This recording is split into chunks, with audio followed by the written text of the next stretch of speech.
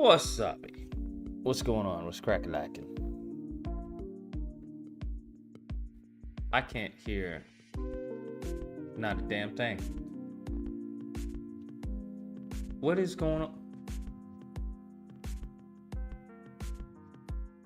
I don't know what's going on, man. I can't even hear the audio. Demo's only on console? Well, good thing I'm downloading it on my PS5. Good thing I'm downloading it. Hopefully, bro, I can't even hear the desktop audio. Hold on, let me double check. Oh, that's why I had it on the wrong one. There we go. My bad. All right, Spider Combat people, share the Kickstarter, fam. We are behind where we need to be in order to make this happen. All right, share the Kickstarter.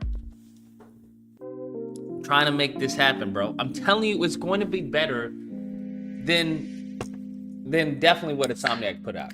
I'm telling you, I'm letting you know it's going to be better, and we're going to do it on a freaking on a budget of fucking nothing. Okay? 25K is nothing, fam. Nothing. I've been learning Substance Painter. I don't know if you guys know anything about Substance Painter, but Substance Painter is a trip. It is a trip. Okay, because I'm starting to ramp up my animation channel. If you all haven't followed the animation channel, follow the animation channel. because I'm starting to put out. I've decided to put out content on the weekends for the animation channel, which would be what, Saturday and Sunday, right? Because the last rig I gave away was the Doc Ock rig. That's the last rig, bro. I have other rigs I've been wanting to sell. I have what's his name? I have a bunch of variety of rigs that I want to sell. But now that I'm learning Substance Painter, and also I'm learning Marvelous Designer. I don't know if there's any like fashion people, but apparently Marvelous Designer is like for fashion people, because it's basically creating clothes. But I'm doing that so that way I can create my own characters and sell them. I haven't rigged yet. I'm not really down for rigging, bro. That's just a process that I have no fucking interest in doing. But I have a rigger. I have a few riggers who just for backups, but they're good. But everything else, bro, you guys don't understand how difficult it is to find somebody to model a game character. You don't understand how difficult it is to find someone, because all these mofos want to charge like hundreds and hundreds of dollars. I'm like, what? And I'm like, wait, you charging hundreds and hundreds of dollars just to model it? You not even texturing the bitch? You not even texturing it. You're not rigging it, which I don't expect you to do, because, you know, right? But you're just texturing it. What? You tell me, does that come with like clean topology, fam? Like, what are we talking about? These mofos, I don't know what's going on. I see why mofos is getting laid off. I see why Insomniac had to lay off people, bro. Because I was going through the docs. I'm like, these niggas is making well over 100K. Well over the moment in time where your social media manager is making close to 200K. Okay? You're wasting money. You're fucking wasting money. I don't know what to tell you. You don't have monies like that. Sony does not have monies like that. Microsoft, different story. But they just giving away money in the gaming industry, and it's crazy. I'm like, shit, I need to go back into the gaming industry. But that's the goal, honestly. The goal, to tell you, honestly, the goal is that maybe, you know, if I can get the monies for this Spider-Man game, and it's a success, because it's going to be a fucking success, all right? It's going to be. That's a guarantee, bro. It's a guarantee that the game is going to be a success. It's a fucking guarantee, fam. A guarantee. There are few guarantees in life. Death, taxes, and that's it. This is going to be a success. A guarantee. Now, once I get the guarantee of that, bro, what if I bring back the Street series? Bam! Because the Street games, they're not fucking complicated. They're not crazy complicated when it comes to coding and shit like that. What if I bring back the Street series? Now, obviously, I wouldn't name it Street. I'd call it, I don't know, fucking whatever. Something like that. Because if these niggas aren't going to do it, because they can't, because they sold off the rights and everything, that's fine. It doesn't even have to be as far as the NBA or the NFL. But the concept, they don't have ownership over the game concept. That's what you have to understand. The copyright material, yes. When it comes to NBA, I can't use Michael Jordan, obviously. But I can use Jordan Michaels. You have to understand, imagine if I bring back these titles, fam. We looking at millionaire, billionaire status if I do this correctly, which I will. And then black people, I'm telling you, there's a master plan, bro. There's a master plan. Because I keep saying to y'all, the mofos with the money are the mofos who don't need the money. They not doing fucking nothing for anything except themselves. Not a damn thing for anyone except themselves. Okay? You name me a black person within the community who's actually has a good substantial amount of wealth who's helping the community. Not one fucking person. Miss me with this nonsense. Okay? Not one damn person. Always helping them, but they're not even teaching you anything in the process. What have you learned from LeBron James? What have you learned from Tyler Perry?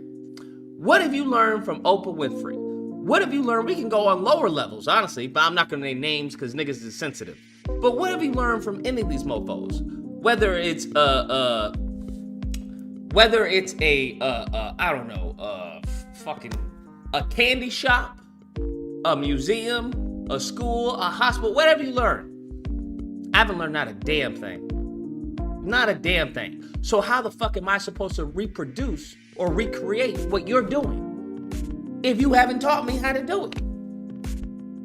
Make that make sense, right? You haven't taught me how to do it, but you want me to recreate this. Shit doesn't make any sense. Doesn't make any sense. All the niggas want to keep the secrets to themselves. But then want to talk about black people, we're strong. Yeah, nigga, we got the whole self-empowerment. Now tell us what you did. I'm surprised Tariq Nasheed hasn't come out with a fucking tutorial of how to do documentaries. Right?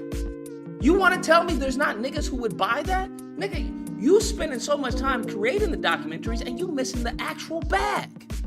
You missing the actual fucking bag. Because I would buy that. But, you know, nevertheless, I'm just saying, bro. That's where the money is, in teaching people how to get monies. That's where the monies is, fam. So I'm just saying. Now, I know my audience ain't really, you know, heavy into like game development and shit like that. But it doesn't need to be, bro. It doesn't need to be. The goal is monies. The monies to empower to make more monies. That's the whole point. So I'm just saying there has to be some type of catalyst for you to get that revenue, for you to acquire that wealth. There has to be. I don't know. I don't get anything from this mofo driving around in a Bentley or a Rolls Royce. Who are you flexing on? You flexing on your own people? That shit doesn't make any sense to me. Doesn't make any sense to me. You flexing for your own people? Like, how does that help me? I don't get it. I don't get it. But nevertheless, these dudes don't want competition. I hear you don't want competition, but at what point, right? Who's gonna compete with Oprah? Who's gonna compete with Tariq? Who's gonna compete with any of these individuals? No one's gonna compete. And it's not a competition if you're all aiming for the same fucking goal. How is it a competition? That's like you competing with your child. Nigga, how are you competing with the child? If they're a success, nigga, you're a success by default. Unless the child fucking hates your guts. Right? But if your family, right, as these mofos, that's why I notice how they talk, right? It's a sense of endearment. Oh, what's up, Unc? And it's like, nigga, if you actually my uncle, you haven't done anything that an uncle should have been doing, fam. As simple as that. But they have these terms of endearment that I've heard amongst a variety of people, right? It's the same thing, white liberals, you know, white conservatives. I've heard this. Fam. But I'm like, you not really treat me like fucking fam. You treat me like a distant fucking cousin that was adopted. That's what it feels like. So I'm just saying, nigga, if I win, nigga, then everyone in my circle wins. That's the whole point. Because if I only succeed and no one around me succeed, then why the fuck are you around me? Unless you're one of those, Napoleon complexes where you just want to be around people who are successful. Who the fuck wants to do that? That's how you become broke. A lot of these mofos, that's where keeping up with the Joneses. It's like a lot of these entourage, like you just want to be around them. Nigga, fuck them. I don't want to be around them. Unless they're going to teach me something or give me some knowledge or something that I can use and utilize in my own life. Being around you in and of itself can be a benefit, but a very limited one. Right? If you're around Leonardo DiCaprio, or if you're around, I don't know, Tyler Perry, if you're around them, sure. But at the same time, unless there's an actual relationship going on, you're just watching them make fucking deals. You're watching them make moves. Now, of course, there's something to be said to see how, their work efficacy. But these niggas aren't talking to you. They're coming to talk to him. And if he's not introducing, hey, have you met so-and-so? Then all I'm getting to see is, nigga, you getting money and exchanging money. Now, it's cool to see how you talk to people and how you negotiate and shit like that. That's cool, but I mean, do you want to introduce me? And like, so I just, there comes a point in time where, and anytime you want to say, hey, what are you doing with that money, right? Because you made that money off of the backs of your people. We supported you. So what are you doing with that to help us? And then niggas want to say, oh, you're pocket watching. It's the craziest shit on the face of the planet, bro. It's the craziest shit on the face of the planet. That's like me doing a Kickstarter for the Spider-Man game. And then 2025 comes out and I haven't give you any posts. I haven't told you about the development of the game. I haven't done nothing. But you see me riding around in a new fucking Rolls or some shit. Okay? Nigga, you see me with a new hairline, okay? Shit, hair all over the place. I got hair and shit. I shouldn't even have hair. Like, did this nigga go to Turkey and get a hair transplant? Did this nigga just buy a new car? Right? And then when you ask, hey, Lucas, so when's that game coming out? Nigga, stop pocket watching. Stop pocket. Why are you always concerned about when the game's coming out? Stop pocket watching. It's coming. Shit is retarded, bro. Okay? I know I have to use different language besides the R word, but the shit is autistic. Okay, we'll say that. It's autistic. It's Down syndrome, fam. It's Down syndrome. That's all I'm saying. Lucas, you gonna get that man unit? No, bro. Man unit is for people who are going bald or who are bald. I'm not going bald. There's a difference between niggas with a big forehead and are going bald, right? Stephen A. Smith got a big fucking forehead. He's not going bald. Recognize the fucking difference, okay? Please recognize the difference. There's a difference between big forehead and nigga bald, okay? What's his name? Not Steve Harvey. What's his fucking name? The mustache dude, Mr. Potato Head. Is it Steve Harvey? Yeah, Steve Harvey. Steve Harvey. Bald. Stephen A. Smith. Not bald. Big fucking forehead. And here's the thing. His shit is not even, he doesn't even have a big forehead. Like, his shit is, because one thing you learn, right, is that your hairline stops where your wrinkles stop. That's where your hairline stops. So the quickest way, here's a little secret, okay? Here's a little secret. The quickest way to know if you have a big forehead or if you're just bald is to go like this and see where your wrinkles stop. And if your wrinkles stop and you have hair there, nigga, you just have a big fucking forehead. Okay? You just got a big forehead. Now, if your wrinkles stop, all right, and there's still no hair, and then hair here, then nigga, your shit is, it's going backwards, okay? It's going back in time. Real simple, okay? You can do it right now. Just go to the mirror, do like this, and see where the wrinkles on your forehead stop. Because you shouldn't have hair where your fucking wrinkles are, right? On your forehead. You shouldn't have hair on your forehead. I hope you all understand that. Just is what it is. I'm just letting you know. We can look up Stephen. Bro, we can look up Stephen A. Smith right now. Stephen. We could see what I'm saying is facts. Oh my God. We can see what I'm saying is facts, bro. You getting a forehead unit? Nigga, suck this unit, bro. Look now. You see what I'm talking about? Oh, y'all can't see. Hold up. Y'all can't see because it's hiding. Okay, hold up. I'm gonna screenshot. Hold up.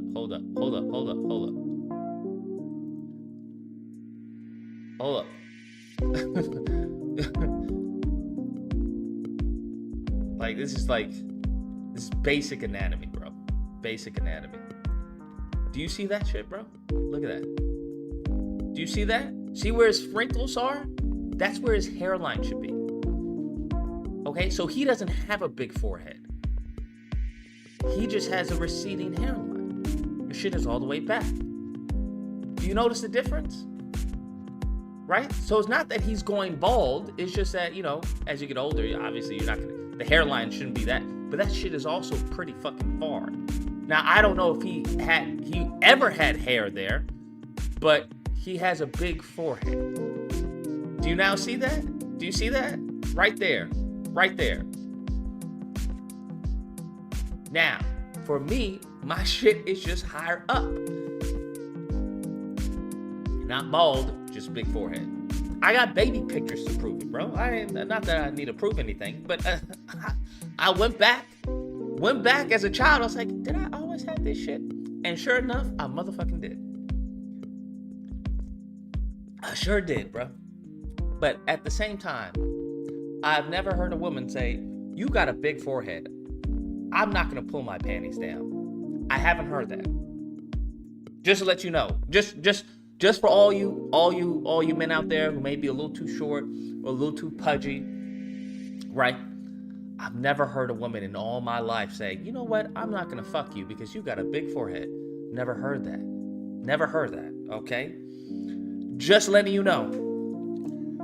Just letting you know. So, just what you may find insecure doesn't mean other people, okay, find it as a negative.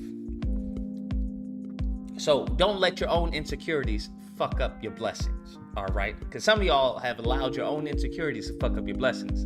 She's ready and hot and just, let's go. And you just, do you really, you think I look good in this shirt? Do you really think I look good in this?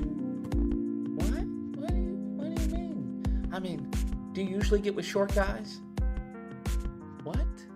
I mean, do you usually get with short guys? Is it? You niggas fucking talk yourself out of the cookie. That's crazy. Some of y'all talk yourselves out of the cookie. That's a new one for me. That's a new one for me. Did this man talk himself out of the cookie? Did he psych himself out of the cookie? That's wild. That's wild. All right. Now, how did Willie D Live get an interview with Katt Williams? I gotta get a manager. Does anyone know? I gotta get a manager. I gotta ask wifey about to hook me up with a manager, bro. See? Okay. Do you see what I'm saying? Excuse me. Hold up. Do you see what I'm saying? See? Do you notice? You notice what I'm saying is true? Do you notice? Hold on. Let's go back. Let's go back. Do you see? Do you see? Huh? Do you see? Right? The wrinkles, and it's usually about an inch or two, so his hairline was probably right there. Right there. You notice that? Just is what it is. However, his hairline has made him fucking millions. Nigga, do you have a hairline that's made you millions? I don't have a hairline that's made me millions. If someone was like, Lucas, you can trade in the perfect hairline for Stephen A. Smith's hairline, but it would come with the bag. Nigga, call me Smith. I changed my whole name. Are we joking? Are we joking? Because now he's made his hairline a part of his avatar. All right. Because if anybody says, who's that dude who talks about sports that has a big ass forehead? Oh, Stephen Smith?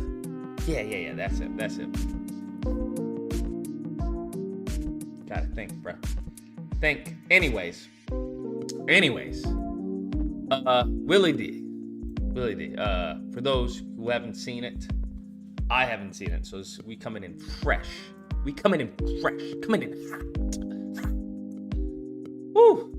Did y'all see Stephen A. Smith though curse the fuck out of suspected Sambo Jason Whitlock? God dang, he went in. You know it's bad when you call your pastor. Like, excuse me, you called your pastor to let them know that you were gonna go in? That's wild. That is wild. Okay? That is wild. I want y'all to understand that. That is cuckoo for Cocoa Puffs. Cuckoo for Cocoa Puff. But let's check this out. Let's see what we got here. Hopefully it's good. Willie. He's at it's at 4 million in 2 days. D Live. Bro, It's Willie D, y'all, back with another. I should do an interview with Dr. Umar. I feel like that would do fucking numbers, fam. I feel like that would do numbers. Me talking to Dr. Umar, because I'm gonna push back, bro. I'm gonna push back, fam. Gonna push back, bro. Lewis Getter says, who's the guy with the big forehead that supports Becky's? Oh, that's... What is it with Becky's? Y'all talk more about Becky's than I do. I don't understand.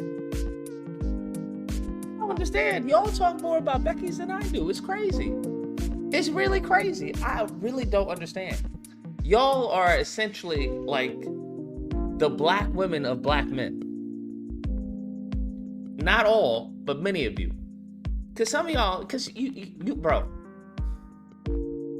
We'll wait for it. I'll wait till I talk to Dr. Umar, cause he's still talking that stupid shit about, oh, here's the crazy part.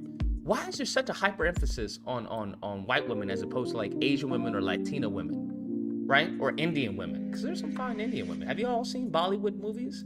Bro, I was just watching what was it, Krish? I don't know. You may have some uncultured fucking swine in the chat, but I was watching Krish 3. I was like, this shit is actually pretty not bad, bro. If Krish were to go mainstream in Hollywood, I'm telling you, shit would pop off, bro. It was all over I don't know, I think it was on Twitter. Some of y'all probably saw it with the guy who was holding the airplane. He got the green eyes and stuff like that. It was pretty interesting. Like maybe just become a Bollywood star, bro. But the interviews they had, I was like, ooh, these interviews are janky. How you gonna have how you gonna interview the star of Krish on a janky ass couch? But anyways. Why don't you reach out to Dr. Umar? I should, but I don't feel like paying this mofo $500, bro. I don't feel like paying him $500, because that's the last time I heard what he was saying as far as how much it costs for an interview. I'm like, $500 to talk to you? I don't know about that, fam. I don't know about that. Oh, best believe, I bet these fools paid good money to get him on here, of course. I bet they paid good money to get him to get Katt Williams on here, Willie. I'm sure he did. That's how it goes. I feel you, but that could bring you more money, though. I hear you. I don't disagree. I mean, it would be an investment, 100%. It would be a big investment. But right now, my focus is on Spider fucking Combat. Y'all don't understand, okay? I'm running ads. I'm trying to reach out to influencers on Instagram. I need to reach out to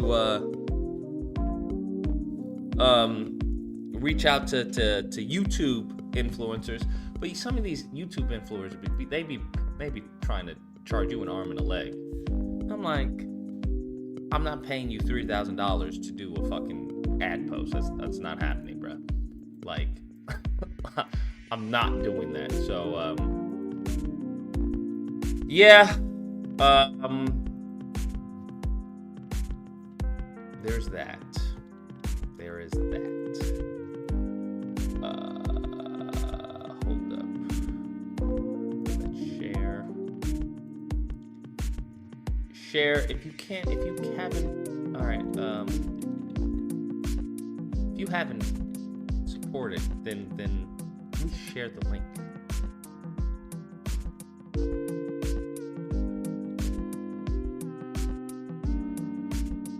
So that's my focus right now. So any money that's coming my way, it's going back into really advertising right now for the game. That's where it's going. So, I mean, because at the end of the day, I'm going to hit it. That's the goal. I'm going to hit it. I'm going to put it out there. But, I mean, you have to put monies into it. You got to put monies in to make monies. So, but at the end of the day, it's still a learning. It's a learning experience. It's definitely a learning experience. let's continue on. Episode of information and instructions to help you navigate through this wild, crazy, beautiful world. In the studio, Katt Williams.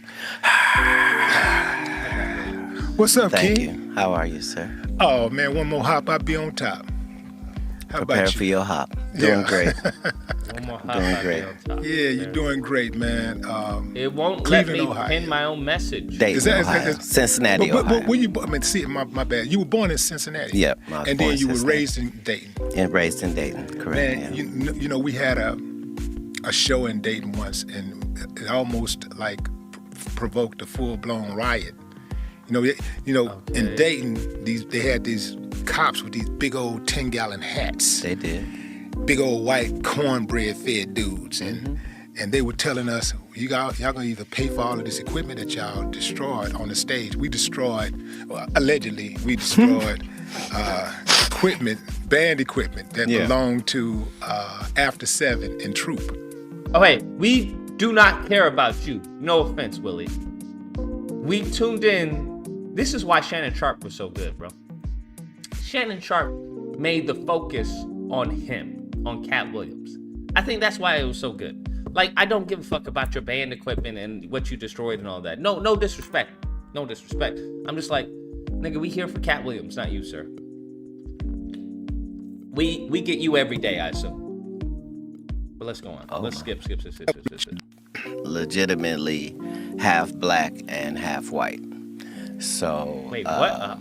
There we go. I missed it. Embedded in my memory, Dayton, Ohio, for that reason. But I'm sorry what that you had a bad remember? memory. What do you? I mean, what are some good memories that you have from Dayton? Part of what you remember is a part of Dayton. So Dayton was one of the rare cities in America that was legitimately half black and half white. Gotcha. So I was wondering where he was going.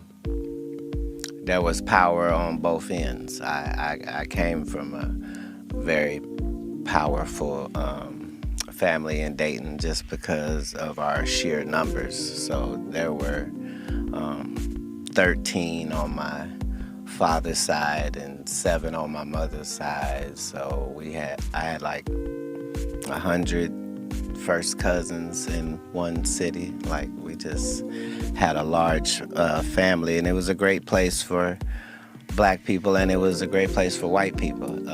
It's just that you really couldn't be legitimately racist because your neighbors were of another color, if that makes sense. So, what's the power dynamic? Was it mostly white people running it, or black? Music too loud. well, that's the dynamic of America at that particular time. One of my uncles was the chief of police. Another was the head pastor in town, and had some cocaine dealing uncles as well. So we were really rooted in the city, but it was a city of money. So we had Cooper This lighting is horrible, mind you. tires, we had Dayton tires, we had IBM, we had NCR, we had Wright-Patterson Air Force Base, we had University of Dayton. These are all places where you can make 6 figures even at that time. So it was a lot of money there. As far as on the radio, we would hear every hour 5 or 6 artists that were from where we were from. So we thought that was a part of it. We hearing the Ohio players, and Roger Troutman and Zapp's studio is our bus stop when we're 7 years old. Like, so I met Prince while I was in Dayton when I'm 12. Like, it was a very vibrant community for black people. Oh. So you saw a lot of the street stuff. How did you end up? First of all, did you end up doing any of the street stuff? Participating in any of that street activity? You mentioned your We're gonna uncles have selling the drugs chat and all checking that. themselves in the mirror right now. Well, I leave Gotta be a part of this I community. leave Hope the Spider-Man Dayton, started this Ohio. well, Lucas. Thank you, Lord Cosmo. right before I'm 13. So That's what I was I'm thinking about still doing a football game. at Just a not young doing age. NFL I'm because just I'm so having tired of the sport heightened game. experiences I agree. because of my childhood and my background. So, like, I don't like I've always had money, but I don't come from money. So I was able to cut grass in the summer and I was able to shovel snow in the winter. That's what I was allowed to do. So, but consequently, even as a kid, I'm making like $6,000-$7,000 a year. And this is At 12 years old? before that, at 10. At 10. Just because that's what I was allowed to do. And I'm a hustler by nature. Like if I get a hold of a lick, I want to see how many times it flips, not if it flips, you know what I mean? So once I'm gone from there, I'm trying my hand at other things, door to door, and I had already made $1 million before I was 18, doing door to door across the country. So I had already tested out what were the positive things about me and how I could use that to my advantage economically from an early age. Is it true that you emancipated yourself from your parents at 13? Because I read that somewhere. Well, I think it was Wikipedia said something like that. I wouldn't shame the family. What I would say is that it can't be called run away because I didn't run away. I left, but Okay. I don't tell that part of the story just because there's a 0 chance that if a young person listens to me and follows my example on that they'll be okay. But I knew I would be, but I was a little off. Like I knew Jesus left home at 13, so I didn't feel like I was out of pocket in any way. Wait a minute. Are you saying that at 13 years old you was cognizant of the story of Jesus leaving home at 13 years old? I had been accepted to college before I was 12, so I was already a little bit more advanced than your average child. I had probably read 10,000 books at that period in my life. So I was blessed in that way. But as you know, you can't really just live on that. So God navigated where I was able to see the underworld, if you will. So I go from my parents' house in Ohio to Miami, Florida by myself. I don't know nobody. And that's where the story begins. But in your formidable years, who is that person? Was there a single individual who inspired you, or some guy or a person that you looked up to and you said, I like the way that they move and I want to model myself after that person? Yeah, this is going to be a weird answer. Bruh, what is going on? Yes, that's one of the things that I was probably the best at. I did it with anybody and everybody. So when I was going to the library, I wasn't reading fiction books. I was reading nonfiction books, and it didn't matter what it was. I know whatever's in this book, I don't know what it is. So I might have read like 1,000 autobiographies, just the life of people that I don't know. And when you do that, you find out that if you were trying to learn something from everybody, you could actually learn something from every single person that you met. And so it's that type of thinking that helped me avoid the pitfalls as I saw them. So the reason I never did drugs when I was an adult is because when I left and went to Miami and I'm living in a park, it's 30 people out there from all different places, and they all are homeless and in a terrible situation just like me. And they telling me that they used to be lawyers and doctors and nurses, and I'm going, well, what happened? This was a casual sit-down type of interview recorded before Shannon Sharp's interview? His was recorded before Shannon Sharp's? And Shannon Sharp got the drop? Is that what you're telling me?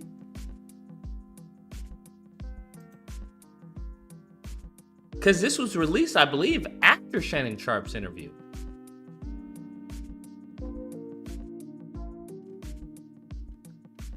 That's wild. I don't understand. How long was he sitting on this for? I don't get it. How long was he sitting on this for? Happened, and all of them is telling this story where everything in their life was fine, and then they dealt with this drug, and this is where it ended them out. So as a kid, I never saw the fun part of drugs. I never heard about nobody having a good time on drugs, or you got to take this so you can feel it. I didn't. Who did he drag? I didn't see it from that way. I had already seen what it would do to people, and they're telling me, like, I'm letting people tell me, hey, don't do this. Don't get to Hollywood and start sleeping with white women and doing cocaine because it'll kill you. Oh, yeah, no problem. Got it. So, in a lot of things, I was just stupid enough to get the lessons, but that came from being willing to learn something from everyone. Yeah. Yeah, it's a drive. How long were you out on the streets? Well, it sounds so harsh when you say on the streets. Just understand that I'm in slacks and a shirt and a tie every day, and I'm eating at a 5-star restaurant because I done worked this deal with the restaurant where I come in at 5 in the morning and I come and do the floors and clean up everything the bus people didn't do, knock out the old dishes. I do all of that, but I get to eat there for free. So I come later and have a 5-star lunch as a 12-year-old because I'm already smoking cigarettes, but I got a mustache, so I don't look out of place. And then I go and I do my 8 hours in the library to take the place of what schooling would have been. So 2 hours were spent collecting radios from people's cars at the marina, which funded me to at least have $700 or $800 a week in my pocket. So that was the situation for, I'll say, 12 months. Was there somebody who came along, a social worker or something like that, and saw you and said, yo, or talked to you, it's like, yo, I can help you out, or you should do this or that? No, you're looking at it a different way than I was looking at it. I wasn't in a pitiable situation by any means. I was free. And it was an adventure that I was on. And I had already read all of these books. I know how this goes. I know that a terribly scary adventure is nothing for the warrior. He doesn't need to be in a good position. There is a God, and he's going to see you through. You just have to make sure that you... This is a police interrogation. Bro, yeah, this is dry as hell, bro. Hitting the marks to qualify for the blessing. So I was never in a situation where someone would think that I needed some assistance. Where were you sleeping at? In the park that I told you about, across the street from the library in Coconut Grove. Like on the ground, on the bench? No, they had a mattress out there. I had money, so people would get you stuff. Why didn't you just take your money and go get a crib? At 13? Yeah. It never crossed my mind. Yeah. Never crossed my mind. Because I really do. I know it's... Yo, he is so fucking dry. Why don't you just take your money? Come on, bro. Give us something. Give us some fucking entertainment. God damn, nigga, you are boring. I'm sorry, Willie D. I don't know. I don't know Willie like that. Let me see. Is this his shtick? Oh, is this new? Okay, so he just started interviewing people, huh? Okay. Well, I don't understand. Who's It's an uncertain time in LA, but here in the North elderly Valley, gentleman? we know what's right. We support public safety. No.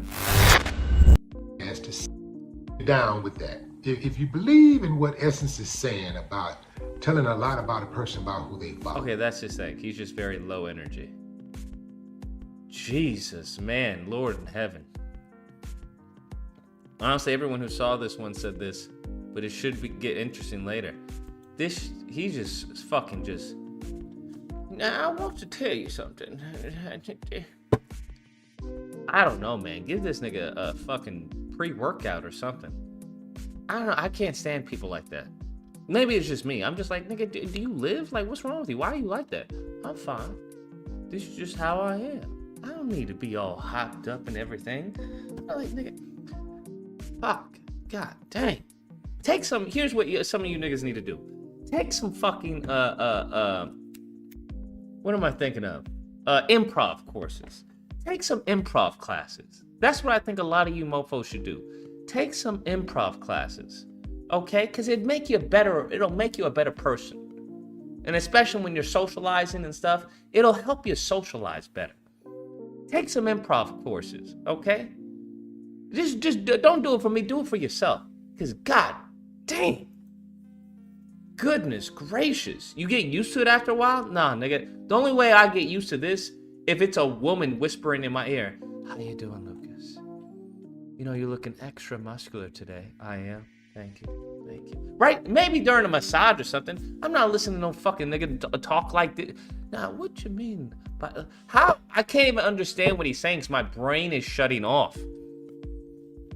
And when I'm listening, I'm not even being rewarded. That's the problem. Right? It'd be different if I was being rewarded. The nigga was saying some hot shit. Like, do you understand that if you buy BLC on the stock market, you'll get a return of over 400%? You have to get it, though, on Wednesday. Next Wednesday is when they release the IPO. Then I'm like, okay, bet. Okay, all right, got you. This nigga's not saying anything. Why didn't you get a house? Did you ever think about getting a house? Like, sir, cadence, rhythm, tonality, fucking take fucking shit. I know he has to have an old audience. I know he has to. You have to have an old audience. I can't listen to this shit, bro. It gotta be a bunch of old black people who are like, that's right. Back in my day, he's absolutely right. This cat is right. I can't, this is just like fucking irritating. Young, but I do know people. Katt told him he's a trash interviewer at the end. Did he really? He is a trash interviewer. Jesus, Lord in heaven, he's a trash. How the fuck does this nigga have 955,000 subs? There ain't no fucking way. I'm 13 minutes in and I want to like end it. Goodness fucking gracious. This isn't a diss to Willie D, because I'm sure his content is doing well. But hot damn, fam. Hot damn. Nigga, are you serious? People who are very young, if somebody is young enough to go out on the streets and just say, I'm leaving home. Yeah. A lot of times, and if they got money, they're savvy enough to it's not get that I somebody have to money. pay them. I'm making some money. I don't have money. I'm making some money. Enough to get by. Well, I'm saying I don't have a long list of needs on the daily. I need to eat well. I need to drink well. And where are you keeping your money? Like in your pocket? I am. Yeah. I am. Anybody ever try to rob you?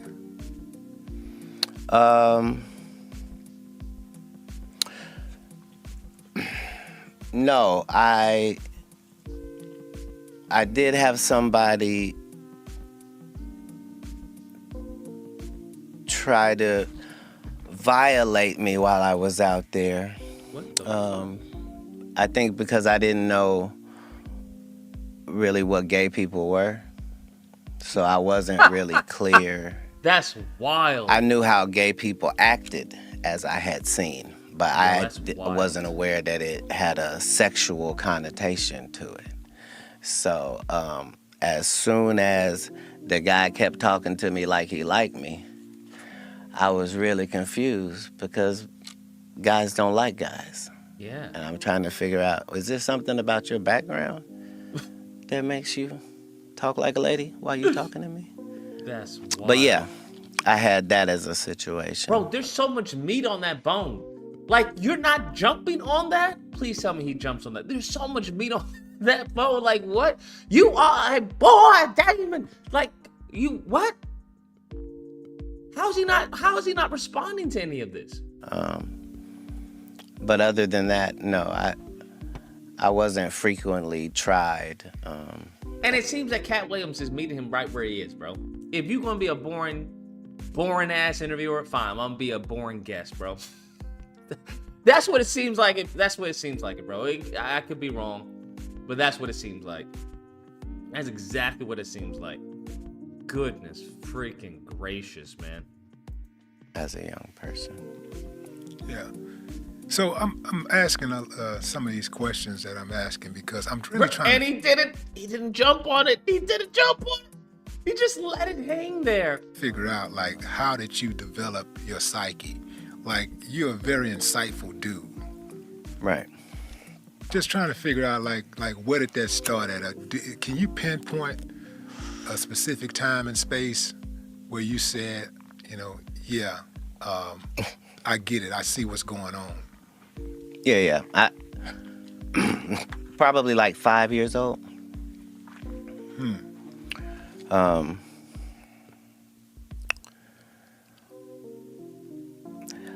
First and foremost, this is going to sound really, really weird, but I believed at that young age that you could have a relationship with God. And I know that that's kind of old-fashioned now. But when I was young, that's what I believed.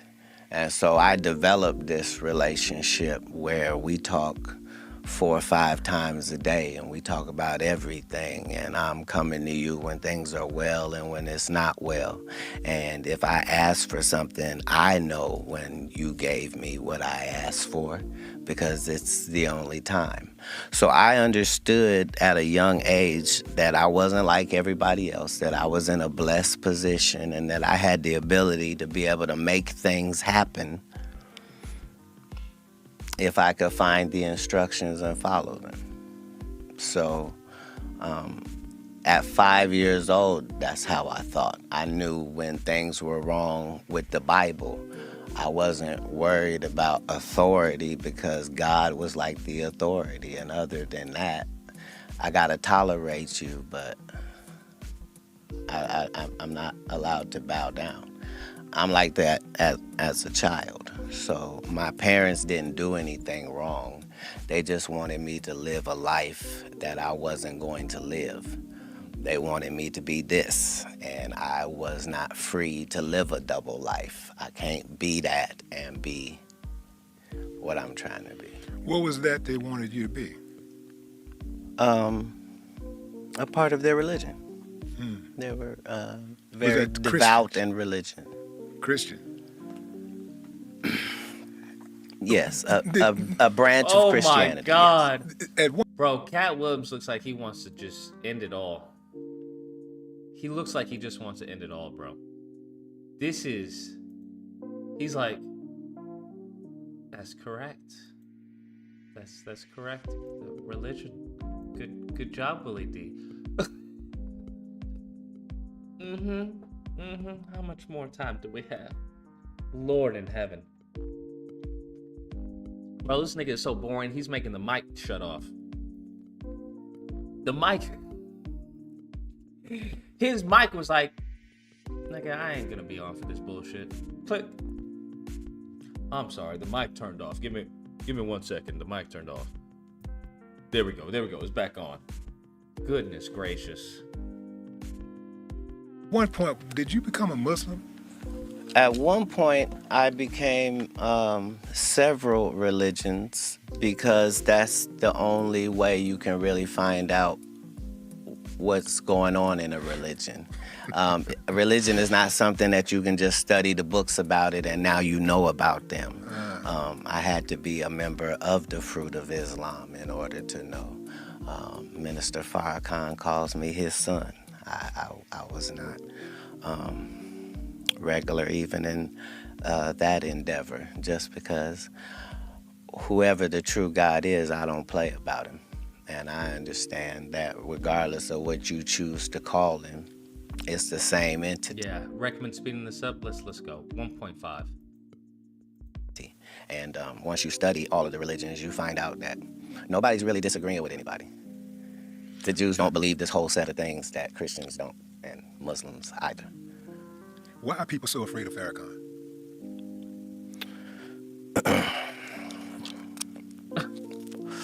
Well, Why is he asking him? Why are people so afraid of Farrakhan? What are these questions? Sir, what are you talking about, bruh? What are you talking about, broski? What?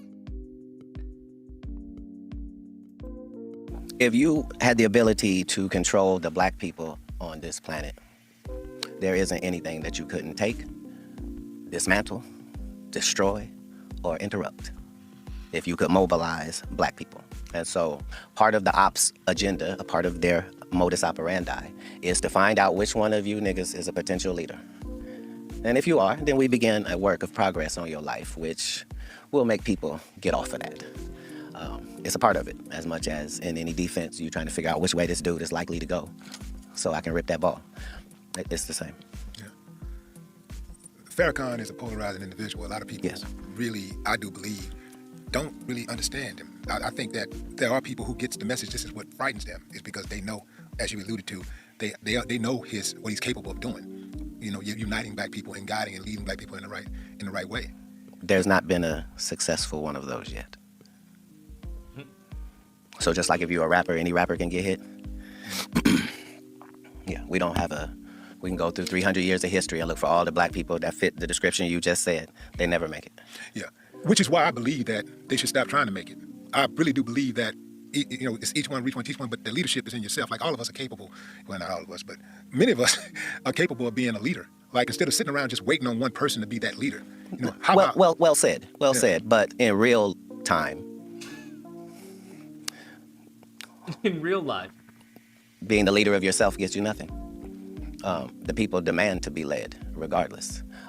There's not 13 shepherds and all these sheep. Why? Because it's unnecessary. Just one. Just one that has the connection with the sheep, which allows the sheep who has a brain about that small to be able to just focus on eating grass and not worry about falling off a cliff.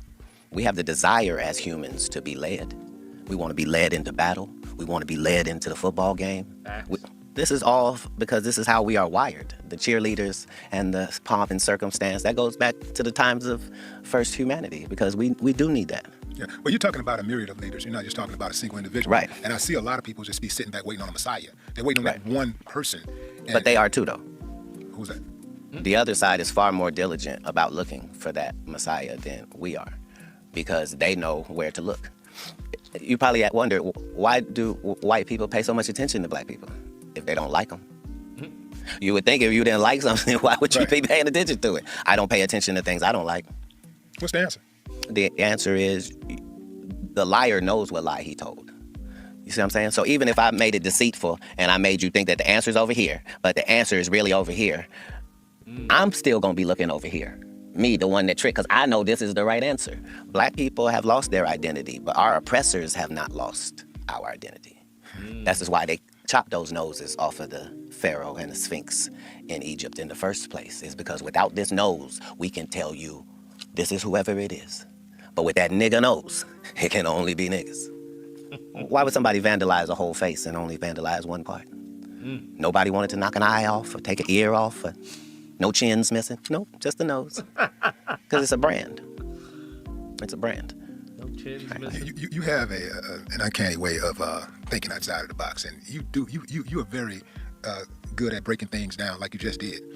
You understand consequences and repercussions very well. Okay. So my question to you is, why are you such a habitual line stepper? Why do you cross that line so Why are you a often? habitual? Why are you such a habitual line stepper? Why are you such a habitual line stepper? What fucking stupid...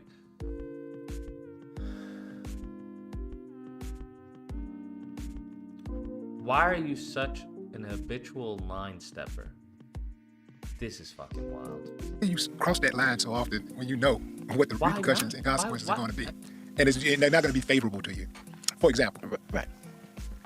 I saw where you and Suge got arrested, right? You and Suge got arrested? Is that true? Allegedly. Allegedly. Yeah. Allegedly. Okay. Like, and What were we doing? allegedly it had something to do with like some type of photography, a camera or something like that. I'm not sure. I'm just saying this is what I read. Well, I'll tell you the story, and you tell Tell me me the story. then, does that change how you frame this? Okay. So we have a meeting with a hologram company, which is going to go into a licensing deal on some holograms. This is in Beverly Hills. So now there's a rodeo, and behind that is an alleyway where you park your vehicles. That's where we are. Suge has brought his son with him, who's 5 years old. And before we go into this meeting, Suge's son runs behind the dumpster and urinates. And a lady films his penis out, peeing behind the dumpster. And then says, "Oh, I thought that was Katt's kid." What? So yeah, that's what happened. See, man, this is So why- understand, we were yeah. facing 20 years, Yeah. Suge and I. 20 years for that. And if it wasn't for the fact that this is Beverly Hills and it's all on camera, they had no problem sending us up the river when we couldn't have possibly done what was being said. That lady said that she got jumped on by me. So you see what you just did? You just clarified a huge, misconception about, the events of that evening or whatever. Yeah, but remember, it went to court. Like, this isn't just my word. Yeah. They had to play the video in court, which showed that her altercation wasn't with a man at all. But the trip part about it is that when people print it, when the media, mainstream media put it out there, they don't add that piece. They No, just say, nor do they make a retraction. Right. Nor do they say, "Hey, that thing we told you about that Right. guy, turns out it was nothing." Understand, I got 15 cases that were dismissed. That should be talked about. Why would 15 cases be dismissed? Yeah. Because you were so sure you had what you were looking at. Because every city I go to, I'm the nigga with the best car. There's probably smoke coming out that car. There's probably girls gathering around that car. I look like the plug. I get it. And you've probably already hurt me by the time you find out who I actually am.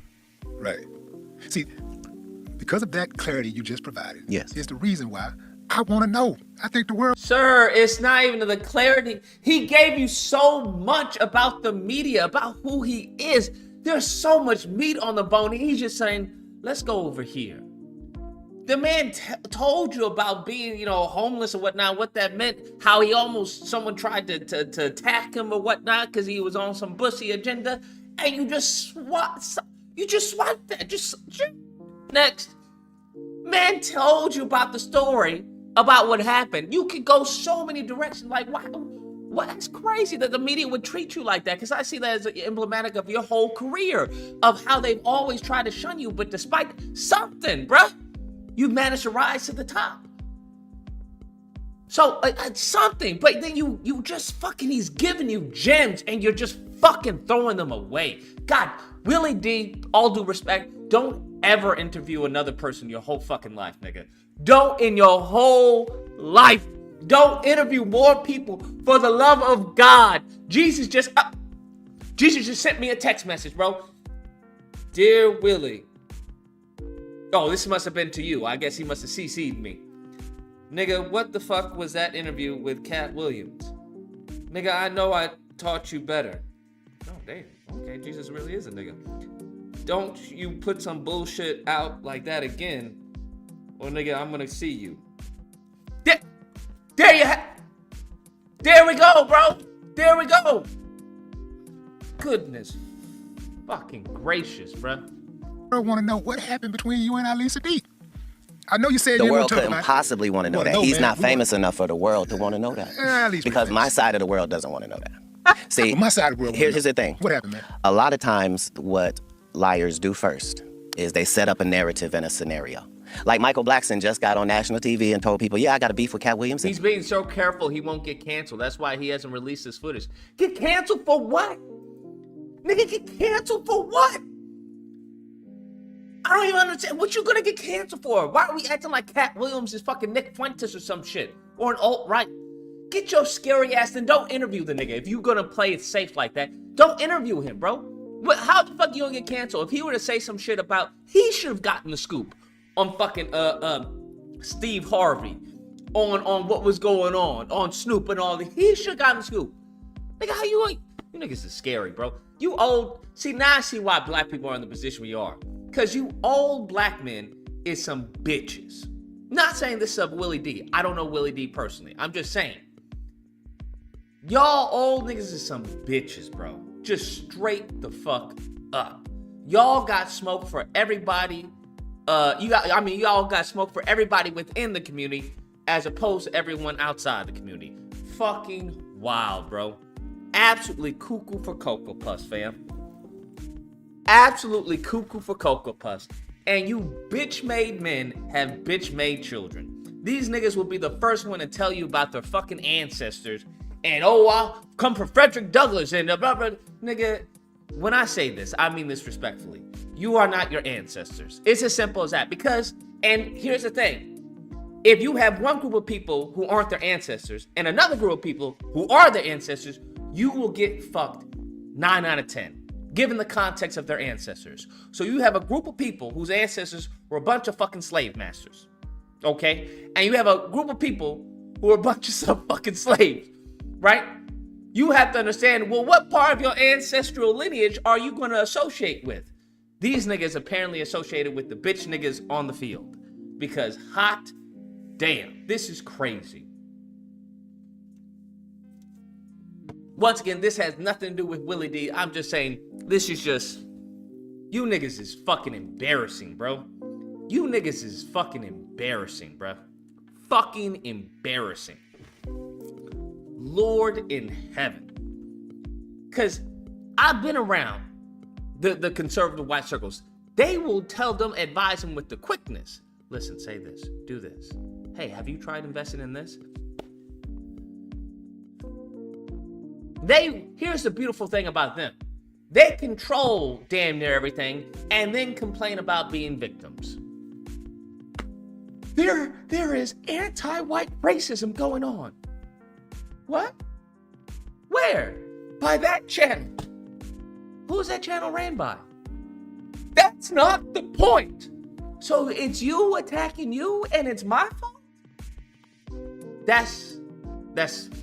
Anyway, sorry. I digress. Let's continue on, bro. Let's continue on.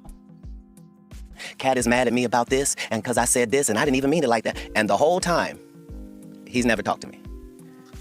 That's how he feels. He's heard I'm angry. I've not had a conversation. Honestly, I think this is his first interview. Usually he goes live with trending topics, not really an interviewer. Then don't interview, bro. I'm good at interviewing, or at least I think I am. But the problem is, there's nobody that I give a fuck enough to interview. That's the problem, right? The only reason I think about considering interviewing Dr. Umar because I disagree with a lot of Dr. Umar says. And I got questions. I actually have genuine questions. This nigga sounds like he's just asking questions just to ask them. That's the worst fucking interview on God's green earth. If you ever come across an interview, right, where you don't want to do, at least make the shit entertaining. One thing people will never forgive you is a boring fucking interview. The person, because what you have to understand is that you're making yourself look bad, you're making them look bad, and it's not entertaining. So nobody wins in that scenario. So it's like, yo, this is just a shit interview, and nobody wants to be associated with a shit interview. So at the end of the day, if you know nothing about the person you're interviewing, at least make it fucking entertaining. At least make it entertaining. Right? But Lord in heaven, bruh. Goodness fucking gracious. You should interview David Jaffe, maybe, because I think I've heard some of his takes on God of War, and I agree with him. But I don't know what I would disagree with him on. I think there needs to be some conflict there, right? Even with Shannon Sharpe, there was a little bit of conflict. Where it's like, come on, man. You're like, there's some animation. This nigga is like, I don't know. Lord, I don't know, he's like a fish out of water. Hell, I've seen a fish out of water more fucking animated than this nigga. And I get it, that's just who he is. I'm not knocking somebody for who they are, because there's some people who are just low, they fucking low, what's it called? Low energy. That's what they are.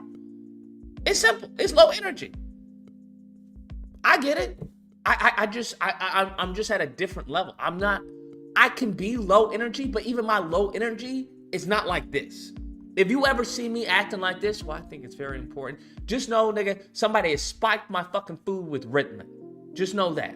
Because that's just not how I am. Like, Lord, The moment in time little Lucas comes, I'm gonna have to find somebody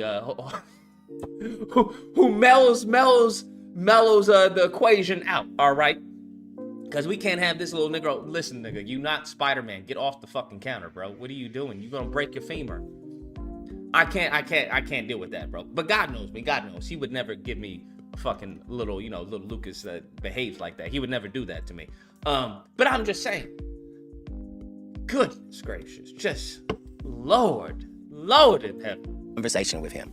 It's the same with your Ali Sadiq. If it wasn't for the information that I know in my intel, I would be a fan of his like everybody else. Who wouldn't be a fan of a young black storyteller that's done time and loves his family and is a hometown? Who's Ali Sadiq? Wait, Ali Sadiq? Who the fuck is that? Does anyone know who Ali Sadiq is? I don't know who Ali Sadiq is. Don't judge a book by its cover. Comedy special. Ali Sadiq. Wait, no, I heard of him. He was saying some real shit. I only heard him one time. He was saying some actual good. What? Wait, what? Yeah, he's pretty solid. What? Why doesn't he like Ali Sadiq? Ali Sadiq responds back to Katt. Why doesn't he like Ali Sadiq, bruh? What happened? Okay, hold on. I gotta hear his clap. What the fuck is this, nigga? What the fuck is? That's a man. That's a fucking man. That's a dude. And that's a trans woman. What are these commercial? Bro, I need ad block. Extended release injectable suspension. Why the fuck are we getting this? What the fuck does this? Who is this? Hold on, nigga, you got some weird ads on your channel, fam. I don't know who your audience is, but you got some weird fucking ads on your channel, bro. Some weird fucking ads on your channel. I'm just saying, like, what?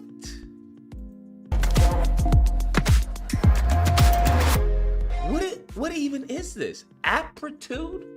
What the fuck is aptitude? What the fuck? I'm sorry, I gotta know. What is aptitude? Does anyone know what? I'm assuming it's like aptitude. Well, why would they have a trans woman if it's been testosterone? What the fuck is aptitude? What is this? Hey fam, my name is Raif Darazi, and today I'm going to be talking about a long extended release injectable drug for PrEP. For those of you who aren't familiar, what the fuck is PrEP? PrEP stands for pre-exposure prophylaxis. It is a drug that can be taken to prevent yourself from getting HIV transmission. What the medicine people at risk for HIV why is this on your channel? Why is there a PrEP drug? Why is this on your channel, my guy? Yeah, I'm Stacy. Why are they doing ads on your channel? Do you got a bunch of people who fucking dirty vagina, dirty dick people watching you? Bro, what the fuck? Who the fuck takes medication to prevent you from having HIV? Oh, gay niggas.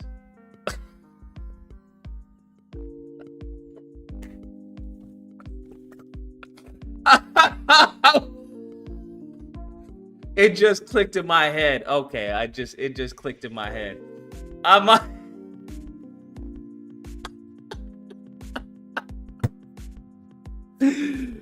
It just clicked. It just went ding. God. Okay. I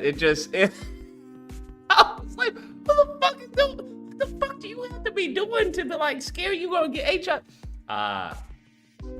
Wait. Are there gay? Is he gay? Is this person gay?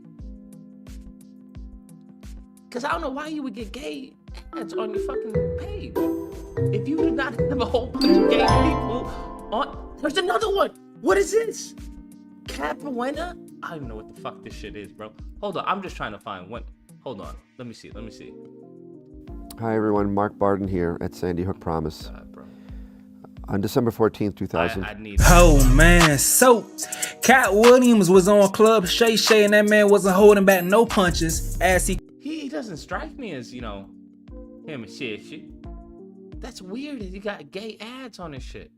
says, Katt attack to all my peoples hitting me about a cat. I don't know, man. Boss man. Whoever, what's his name? I'm Chase or whatever his fuck. What's his name? I'm Chase or something like that. Yo, hit up YouTube or hit up Google Ads and see what the fuck is going on, bro. Hit up Google Ads and I just want to let you know, pimpin', you got fucking HIV medicine on your fucking page. I don't know. If you want that, but I don't know, man. Hey, but I mean, the homosexuals, they do have money. Not that I'm knocking it. They got monies, bro. So I mean, and I guess it must be a lot of black men from Atlanta who must watch his page.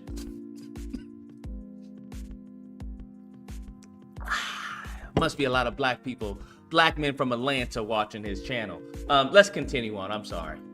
Town guy, like, why would he ever have any enemies in comedy? It's ludicrous. But if you pick the actual king, then make sure that your story's Wait, comedy. he does loves his family and is a hometown. You're Ali Sadiq. If it wasn't for the information that I know in my intel, I would be a fan of his like everybody else. Who wouldn't be? Wait, why? What the fuck does he have on Ali Sadiq, bro? What does he have on Ali Sadiq? Does this man hit him up and ask him what he has on Ali Sadiq? Please tell me he asked him what he had on Ali Sadiq. Be a fan of a young black storyteller that's done time and loves his family and is a hometown guy. Like, why would he ever have any enemies in comedy? It's ludicrous. But if you pick the actual king, then make sure that your story's correct. And unfortunately, his story's not correct. No matter what he says, he never met me. Ali Sadiq never met Katt Williams? Wait, what? Hold up. Wait, hold on. Did Ali Sadiq say he met Katt Williams? Ali Sadiq. Did he say that he met Katt Williams? Reels the beef with Katt Williams getting started. Oh, damn, this was 2 years ago. Ghetto boy. Long time. I think that. Oh my God, this nigga. Are you serious, bro? This man was interviewing 2 years ago? Jesus, Lord in heaven. Like people really, really fuck with Katt real hard. People fuck do. But Brad ain't did a lot of fuck shit either though.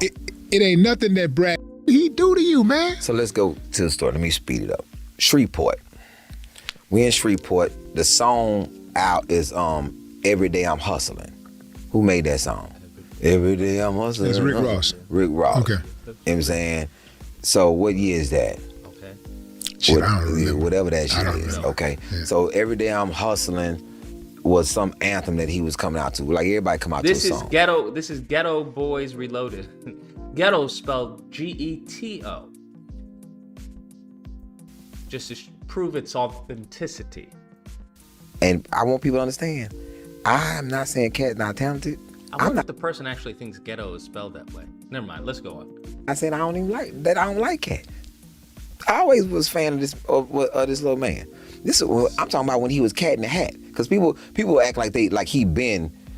Most people got on the bandwagon after Friday After Next. Because before that they can't remember a goddamn thing before Friday After Next. Because they didn't know him when he was Cat in the Hat. They didn't know him when he didn't have no teeth and shit. They didn't know him. They wasn't watching him then. I was a fan when niggas was wearing a top hat and had a cane. And his name was Cat in the Hat. It wasn't Katt Williams yet.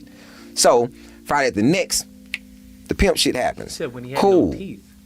Always been cool. Back when I booked him, and he faxed me his headshot, which is fucking crazy. Sharon Ball wouldn't tell anybody. The nigga faxed the headshot to keep players off it. It was just a black, you know how fax come through, just black silhouette of his body. He from the music group Ghetto Boys. Gotcha. Well, that's just my ignorance. Sorry. This dude named DJ Love plays the song. Katt's manager comes out hollering at him. DJ Love say, "Hey, my fault." Yeah, I don't know when Katt Williams ever had teeth. I'm unaware of that. He did talk about his son knocking his tooth out, but that wasn't him having no teeth. Let's go on. Didn't know. I'm just playing. I'm the warm-up DJ. I'm just playing songs. getting the crowd in. Well, you don't know who you DJ for? He's like, no, I'm the warm-up DJ. I don't know. I'm just doing the show. And this is so early in the game. If he do come out there every day, I'm hustling. What the fuck? Doesn't matter. So she being a little pushy with him, and he's apologized several times. Now he's getting, now you like shitting on him. Now he kind of like, well, who the fuck is you talking to now? I've already apologized. I don't know what the fuck else you want. I'm not the DJ. I'm the warm-up DJ, and I'm leaving. I gotta go do a club. So all this melee happens. Now, so just for clarity, the DJ played the song prior to Katt coming out, and that's prior to the show even starting. The show prior hadn't to even the show started. even started. It's the warm-up. And that's right. And that's show what Katt comes out to. That's his intro song. Okay, so prior to Katt coming out, and that's prior to the show even starting. The show hadn't even up. So all this melee happens. Now, so just for clarity, the DJ played the song prior to Katt coming out, and that's prior to the show even starting. The show prior hadn't to the show even started. It's the warm-up. And that's right. And that's show what Katt comes out to. That's his intro song. Okay, Cardinal Sin. You know what I'm saying? Not really designed. The song not really designed for him. Rick Ross don't know whoever made the song don't know this nigga playing this song. Right. You know what I'm saying? So it's just a song. You know what I'm saying? So you can pick another song because the song has nothing to do with your goddamn performance. So they in the back room. DJ Love is like, yo, man, y'all fucking talking reckless to me. I don't like it. So Katt comes out with this player shit and Jill like, yo, dog, nigga, you need to get the fuck away from me with that bullshit. I'm gonna tell you what happened. I played the song. This stupid ass broad talking fucking crazy to me. Hey man, I apologize. What the fuck is up? Well, nigga, we can do what? What happened? We can. It's like, yo, man, you can pick another song because the song has nothing to do with your goddamn performance. So they in the back. That's crazy disrespectful. Room. DJ Love is like, yo, man, y'all fucking talking reckless to me. I don't like it. So Katt comes out with this player shit and Jill like, yo, dog, nigga, you need to get the fuck away from me with that bullshit. I'm gonna tell you what happened. I played the song. This stupid ass broad talking fucking crazy to me. Hey man, I apologize. What the fuck is up? Well, nigga, we can do what? We can do what, nigga? So I come and get Love. Baby standing there, 3 feet. I come slide and grab Love. I'm like, Love, you know. They say, man, nah, niggas talking reckless, dog. I killed all them police right there. And he's like, man, I don't give a fuck about none of that. Them niggas know who I am. And it's a mild-mannered cat. He's being offended. And where are y'all? Like what city? We in Shreveport, Louisiana. Okay. Right. Now, this shit happens. This over. The performance happens. Everybody go out. Katt rides back to the hotel with me to the Island Capri. We talking about tattoos the whole way. Because my man Raphael do tattoos and I was going to get one before I left. Now, years go by. Now that's one. Me and Kicking in. Years go by. We at the Reliant Arena here. 2 shows. It's February. 2 shows. Thursday and Friday. I perform Thursday. Friday, I perform. I come out to get this cat named Ghetto. I walk out. You got to listen to the Ghetto Boys. My mind is playing tricks on me. Okay. Out to get this cat named Ghetto. You probably know Ghetto. Yeah, I know Ghetto. Ghetto will vouch for this story. Yeah. I walk out to get Ghetto. I turn back around. You know how the arena people look in the goddamn yellow shirts. All of them are locked arms standing in front of the door. I'm like, hey, let me slide through y'all. And the lady who was sitting in front of my door, she said, Ali, I can't let you back in the building. I said, what? Ali, I can't let you back in the building. I said, for what? So they don't know what's going on. Yeah, It's Katt said he never met, bro. I don't understand. I'm lost, man. I'm lost. Because he said he was in a ride with him, discussing tattoos. It's been a sign. Don't let Ali Steve back in his building. Okay, cool. Katt's security at the time, his dude's name is Carl. Carl comes and he talking over the shoulders of the security people. I'm standing outside, me and Ghetto, and I'm like, what the fuck is going on? I'm like, Carl, what's up? He's like, man, Katt, I don't know what the fuck is up, man. Katt don't want you back in the building. I said, what? Man, he ain't say nothing. But I can see Katt and his wife were talking, like I can see them. And I'm like, fuck is up? So this nigga turned his back to me. What? Okay, let's hear Katt Williams. He made it disrespectful that a security guard that was 6'7" reached over him to pay him, not mentioning the fact that he got paid for not doing anything. Well, let's start. Let's start at the beginning of the Reliant thing. I don't know if I wanna. I'm gonna Go start, ahead. and then you can do what you want to do. Fair enough. But I think for the sake of the audience knowing, just Tell have them an who Ali idea of Siddiq what we're is talking first. about. Ali Siddiq is a comedian from Houston. That's based in Houston. A very fine comedian. Very fine comedian. Yes. Now, Ali said that he went to Reliant Arena and he was on the same show as you. He showed up, and the security stopped him from entering the building. And they said, and then somebody told him Katt didn't want you to come in. And then at some point, somebody else came and gave him a check. That's another security person reached over somebody's shoulder and gave him a check. He said that the people that were the working security locked arms to prevent him from walking inside of the building. And he thought that you had a problem with him. He said he didn't know why you had a problem with him, and to this day he don't know why you have a problem with him. That was the. It'd be nice if that was the story. So now, if that's the story, then let me see if I got this correct. A guy I've never met was supposed to be doing a show with me. Bro, that doesn't make any sense. He's saying he's never met him? Do you guys understand how wild that is? For this man to just... Somebody's lying.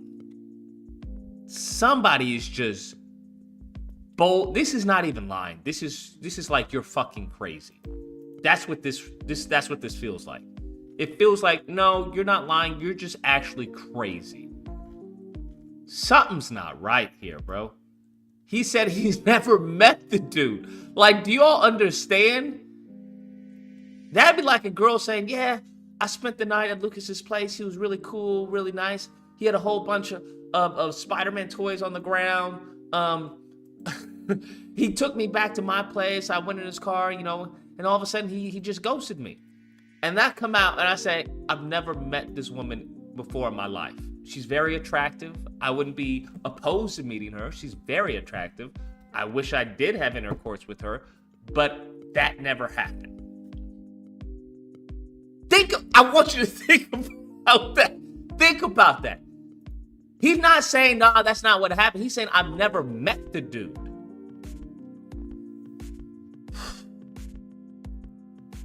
And I got so angry, even though I hadn't met him, that I had security keep him out of the building. See, that's the problem with lies. They're faulty from their inception, sir. I'm the person in the story that doesn't have a grudge to feel. I don't care why I didn't like Katt Williams. I would get to the bottom of it. This is not one of those stories. First of all, the actual truth of this matter is, every city that I go to, I already have the comedians who are opening up for me. Not just this tour, but for the 17 100 city tours previous to this. I never go to the city and go, hey, do you guys have some comics here? I'd like to add them to my show. I just don't do it. I travel with the comedians that are coming to your city. We're one unit and one team when we come. That is to let you understand that no comic was fin to come join us that evening because there isn't space for it. I still have to do an hour at the end of this. There's a limited amount of time. So we could just start there. Second of all, I don't care where you're from, what the venue is, or how cool you are with the people that work there. Katt Williams show means Katt Williams show. That means don't nothing move but the money. There ain't no loud talking and voice raising and, how dare you? How dare you? Let me look on the advertisements and see, do I see your name or face, sir, whoever you may be? Where would you even get the entitlement to be having this question? This is like me insisting that the Lakers put me on as a starter. And I won't take no for an answer. It's ridiculous. You don't even play in our league. What? And that's before I knew who you were. Now that I know who you are, I'm just ashamed because you took something personal that couldn't have been personal. I didn't meet you. That's how it would have gone if I wasn't there, because the truth is, I wasn't there. All of this happened before I got there. What happened with the check? What? When the security guy gave when I asked what the person had said, I said, well, I don't understand. I don't understand why he's so angry. What did he say to you? He said, I'm supposed to be on this show. I said, well, maybe he was expecting to get some sort of a payment. And now he thinks he doesn't get to get paid because we already have a tour. I wouldn't want that. Pay him for performing. That's crazy. That's crazy. But given what we know of Katt Williams, it seems to be right in line with something he would do. Which is... So he got the check of the performer. This is what he's angry about. Imagine the audacity. You saying Katt is capping? How many of y'all think Katt is lying? Katt Siddiq. Who's telling the truth? Who's telling the truth? Remember, your story is that I'm kicking you the fuck out. Get out and lock arms and don't let him in. And paying you? Make it make sense, King. Either you're smaller than I think or I'm bigger. Either one. Like, you can't keep positioning the narrative because that's all this is. This is so that in a conversation in America, there'll be something where he and I are evenly linked. And only people in his hometown are floating that narrative. So Acorn is a financial tech company. So I bought everyone's gifts today. How much money did he get paid to do freaking Acorn? Wow. Fucking The Rock. Wow. I'm really him. You don't believe that there's under any circumstances that you and Ali can come to a resolution, just be cool. You've just talked to me. You know I don't have a bone in this. Yeah. I don't have a bone in this. So if I got him on the phone, you talk to him?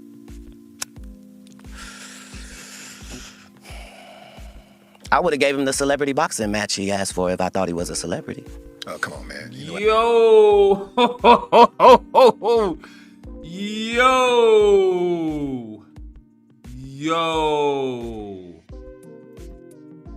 Yo! Damn. Someone give him the celebrity boxing match. And I thought he was a celebrity. That's wild, bro. That's wild. Well, yeah, celebrity. Come on, Sir, Cat. I'm not talking. Cat. I didn't mean that disparagingly. Yeah. I meant that in ticket sales, my nigga. Ticket sales. That's what I meant.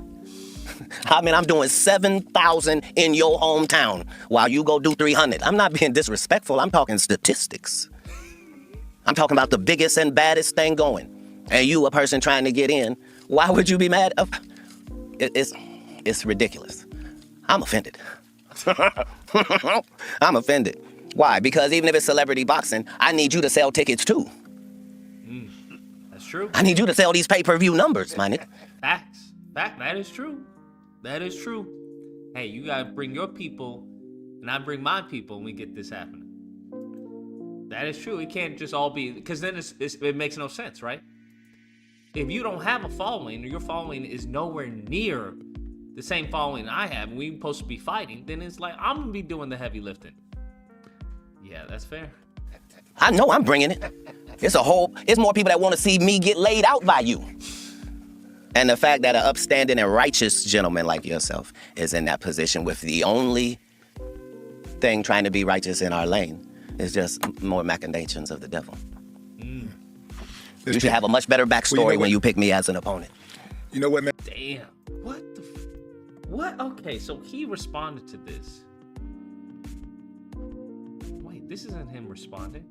Why do they give an old video as a response video? This is 2 days ago. I think the For Katt Williams and security our yes. No. All right, let's see. You should have a much better at least, talk to him and That knows him. Why would I box him? Nobody knows him. I'm not finna get this nigga no clout off of me. You know what I'm saying? Because I don't even know who he is, period. I don't even know this nigga. Wow. This nigga saying, nigga, like, he don't know me. I'm just some young nigga trying to come up off of him. How you trying to come up off of him? This nigga said, like, yeah, nigga, I don't know. This nigga, like, he don't even know me, nigga. Like, this nigga's a non-factor. You the one he said he couldn't sell enough tickets to. Like, yeah, this nigga said I couldn't sell enough tickets to do it. There you go. I can't sell enough tickets. I'm on a whole motherfucking, I'm on a whole goddamn tour by myself, but I can't sell enough tickets. Nigga, all I need to sell is 3 tickets, nigga, for niggas watch me whoop your ass. I'ma buy the tickets, I'ma sell, motherfucker. But look, It's not how that's crazy. That look. I'm Big Weez. This nigga it's about tickets. Wait, do you believe that shit? Or you just saying it? Do you believe that it's about tickets? That's what you believe? no. That but somebody gonna say it's about the ticket sale, which is a bunch of bullshit. Because guess what? Floyd Mayweather fought all the Mexican dudes because he couldn't sell tickets. So everybody sell tickets. Everybody Hadley sold more tickets than Regis. Yeah. Than Prevost. It's always somebody that sells the most tickets. So it's never about tickets. That's a nigga hiding behind something. Yes, there's someone who sells the most tickets, but you can't be, if he's getting a few 100,000 and you getting a few hundred, you can't put, I mean, that's a false comparison. Yeah, we ain't gotta do it. We ain't gotta do it like that. We do it like this. We ain't gotta talk back and forth. We can talk direct. That's what you believe, big homie? You believe it's about ticket sales? Yeah, man, it's always been about ticket sales and comedy. I'm sorry you caught me at a bad time, but since you asked me, I said I'd jump on because I'm still barely waking up. I'm not even camera ready and shit. Bro, this ain't even about comedy. Yeah, it's about celebrity. what happened is I'm gonna give you a synopsis. Yeah, I gotta be fair. You know, to be fair, it's a dude named Dancing Dave. That was celebrity boxing. Dancing Dave he took a fight on 2 weeks' notice against another celebrity boxer. They paid Dancing Dave $150,000. They paid the other one $250,000. It wasn't about no tickets. It's about the celebrities boxing. You only doing 3 rounds, 1 minute. So the tickets are gonna be sold anyway. I'm not disagreeing with what you're saying when you make your point in that manner. When I'm talking about when we're talking about comedy, you don't even have to be funny in comedy. Because, you know, I get calls on comedy 25 times a week. I had a young comedian from Seattle, Washington call me yesterday. And she wanted me to get her on Katt's tour. I told her that's not my function with Katt. All right. You know, I made that mistake once, put 2 comics on the show, and the Hollywood got on my ass about it. So they don't let me make comedic suggestions anymore. But what happened is that I told her that it's about food and beverage sales. All right. That's why a young comedian can do well on social media and get an off-night club date. All right. Because new comedians are going to get an off-night club date, Sunday through Thursday. All right. As a test date. And if they sell out, they get to come back. The club doesn't even look at tapes. They don't care about hilarious. They care about food and beverage sales. All right. And what Katt was talking about on the interview, in my interpretation, because I know him, what he was saying is it's really about, can we bring in enough people to see the tickets, right? The confidence that you have in your ability is what you're supposed to have in this business. I haven't seen too much. I've only been on here about 5 minutes because when I heard your name, I said, I don't remember this guy, right? So let me look it up. I said, oh my God, we're connected on Instagram, and I see that you're live. I push the button so I can see you're confident in what you do. You're good at what you do, because he said you were good at what you do, all right? Because he knows everybody, right? We've sat down and watched video for 7 or 8 hours on YouTube looking at comedians just in case he wants to break. I mean, that's fair, because I don't remember. I was like, Sadiq. I was like, who the hell is Sadiq? And then I had to look at him. I'm like, oh, okay, yeah, I heard him one time. I was like, yeah, it's legit. Is that Mogul? Bro, I was going to make a joke, but but I caught myself. Because I was thinking the same. I was like, oh my God, this is too easy. It was just too easy of a joke to make. Too easy of a joke to make.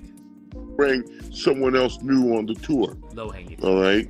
But so, yeah, the way that I interpreted the interview, he wasn't trying to throw you under the bus. He was just answering the questions because he said you were good. Right. And he doesn't, you know, and that's about him. He's all about comedy. So when you say somebody's good, but then you turn around in the same voice and say you don't know him. Well, this is what happens. It's not his fault that you aren't as known as Katt Williams. What are we talking about? Does he really think he's that well known? Maybe he is, but he's not on the same ball league or freaking galaxy as Katt Williams. What are we talking about? You know, 15, but we've been knowing each other for 15 years. I've been doing stand-up for 26 years. No, sure, that's great, but nobody gives a fuck. That's why I keep telling black people, bro. Like, I come across these mofos who constantly tell me, you don't understand that our history, we did this and we did that. I'm like, listen, I understand that. I get it. But what you fail to understand is that no one else gives a fuck. And this whole concept of black people, we're gonna do it alone in politics. you're out of your fucking mind. You're just out of your mind. You're not going to achieve anything in the political game. The only way you can achieve something is maybe on the local level, right? Politically, you're not going to achieve anything. That's not going to happen alone, right? So when you hear, FBA, ADOS, all this other Freedmen, Black, all these names and everything, all these monikers, I'm like, listen, that's great, but reparations is not going to happen alone. That's not how that's going to happen. Now, if you want to build up as far as your influence, 100%, that can be done alone to an extent. But on a massive scale, you're gonna have to have some allies. Anything that was done had some allies, or at least and I view allies as someone who may not agree with you, may not like you, but has a similar goal to you. That's what you have to understand, right? When it comes to the white conservative, they may not like black people, they may despise black people, but one thing we can agree upon is when it comes to immigration, unmitigated immigration, illegals entering the country. That's something that we can both agree to, right? So if you're saying, well, I don't give a fuck if they agree or not, now you're alienating yourself. That's not going to happen. You're not going to survive by alienating yourself. It's just not going to happen. Just isn't going to happen.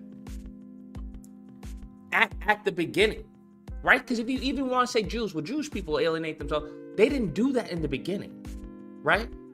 They didn't do that. They were buddy-buddy with the people who were in positions of power. And they used as far as what they gained during the concentration camps or whatnot and implemented it here. To the point where they got enough influence to now they could, as far as isolate. Even if you look at if you want to go, we can go to Wakanda, bro. Wakanda didn't isolate, all right? You didn't have a bunch of broke black people in Wakanda. No, you build up and then isolate. Now, of course, unless you have some fucking whatever they had, vibranium or whatever. I mean, if one of you Negroes discover that, by all means, let us know. Don't let the U.S. know, but let us know. But let's continue on. I get that. I've been on every single platform. Me and this man know each other personally because one, I gotta dispel this rumor all the time. Been a fan from the beginning, from Katt and the Hat. Katt and the Hat, yeah. Yeah, so, me too. So the thing is, from Prairie View, me, him, and Alex Thomas, to Shreveport, me and him.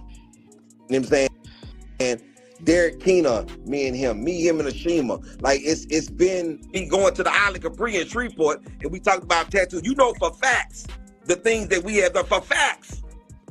You know who I know that you know in Houston. You know who couch you was sleeping on in Houston. You know that I know you for facts. You know that I know when you was, like you said, you can't go around and say I was homeless doing Next Friday, when for facts, I brought you to Houston before you did Next Friday, and for facts, this is crazy. I don't know what's going on. Because he's saying that he brought him to Houston to do Next Friday, and Katt is saying, I don't know the man. I'm sorry, am I the only one who finds this a little peculiar? How does someone say, I don't know the man, and the other person say, hey, I brought you to Houston for Next Friday? Does that make sense to anybody? Am I missing something? I knew that you was homeless. That's why I'm trying to put bread in your pocket. Right. For you to turn around and say, I don't know him, and I just paid him X, Y, and Z. You mean as far as getting paid? No, for what he said in the interview, like that he didn't know me, why me and him fell out. How me and him fell out. That's what he's saying. He didn't fall. There was no falling out with you because he doesn't know you. That's the thing. He's saying that this all came at him out of nowhere. He's like, wait, who? Oh my God, this is crazy. He says that he didn't fall. He said he didn't fall out with you. Oh yeah. We damn sure fucking fell out. There's no way. There's no way to say that. Right. Well, he said Live from the back seat. Let me do this break real quick, and we gonna fix it. Okay. You might want to go watch the interview that I did with Willie D before his interview. So one thing is this ain't about no comedy, because he's a talent, and I respect his talent. It's about man shit. No, I get that part. Yeah. So this is the thing about it, my brother. I know Katt has selective memory sometimes, and I know people gonna go with it, but it just don't shake. It's giving stalker vibes. Is that what? Out well when somebody says on a thing that I bring my own people. I don't know why he was there. I paid him because he just showed up, but I was there for 2 days. I performed both days. The first night I performed in front of Ashima Franklin. The next night I performed after Ashima Franklin. It was just that. It's just that simple. And I wish I was a sentimental nigga who would hold pictures and all that. But all this can be confirmed with Alex Thomas and mostly everybody who was rational that was there. They be like, no, it's no way for this nigga not to say he don't know this nigga, because he's been in a vehicle with this nigga voluntarily. I'm riding with Ali to the hotel. Right. And then the other part is this. How do you write a nigga a check that you don't know his name? That's something random. So in your business of comedy, that you know comedy, so you have went to places and random comics just showed up and people paid them because they showed up and they wanted to perform. He wanted to perform. I felt bad he didn't get a chance to, so I paid this nigga for 2 days. Well, you know, that's kind of how he is. I knew you was gonna say it. Hey man, if you watch this, brother. If you look up that nigga, if you look up his network, you Google that nigga's network and you Google mine. We $500,000 on our part. No. So why would this nigga give me 15? Why would this nigga?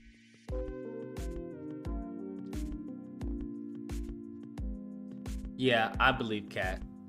He done fucked up with that one. Is he retarded? Excuse me. Is he autistic? If you think you and Katt Williams are $500,000 apart regarding net worth, sir, you're crazy. You're crazy. Katt Williams said that he had that on him walking around money. If his last Netflix was over 10 million, that's what he was been doing. Sir, let me just show y'all something. Hold up. Because I looked it up, and that's not Katt Williams' net worth. Just to let y'all know. Because they tried to say that his net worth was $2 million. That's what they tried. I kid you not. That's what people were trying to say. That's what Google's tried to say. His net worth, I kid you not. This is the first thing that pops up. Excuse me. First thing popped up. $2 million. Now, what's funny is he just snitched on himself. Right? He just snitched on himself. Sir.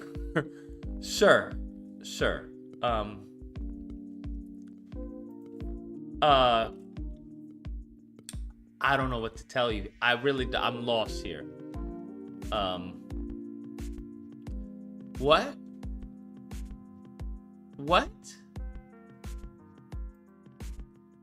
If you...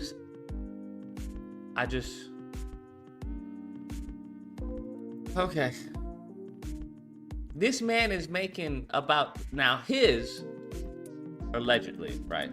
Whatever this is. Saying it's 18 million.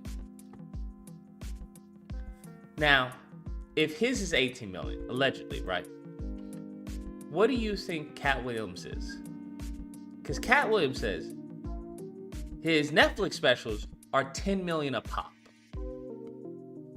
He has 12 network specials, not including as far as his movie appearances and whatever stuff other investments that he has going on.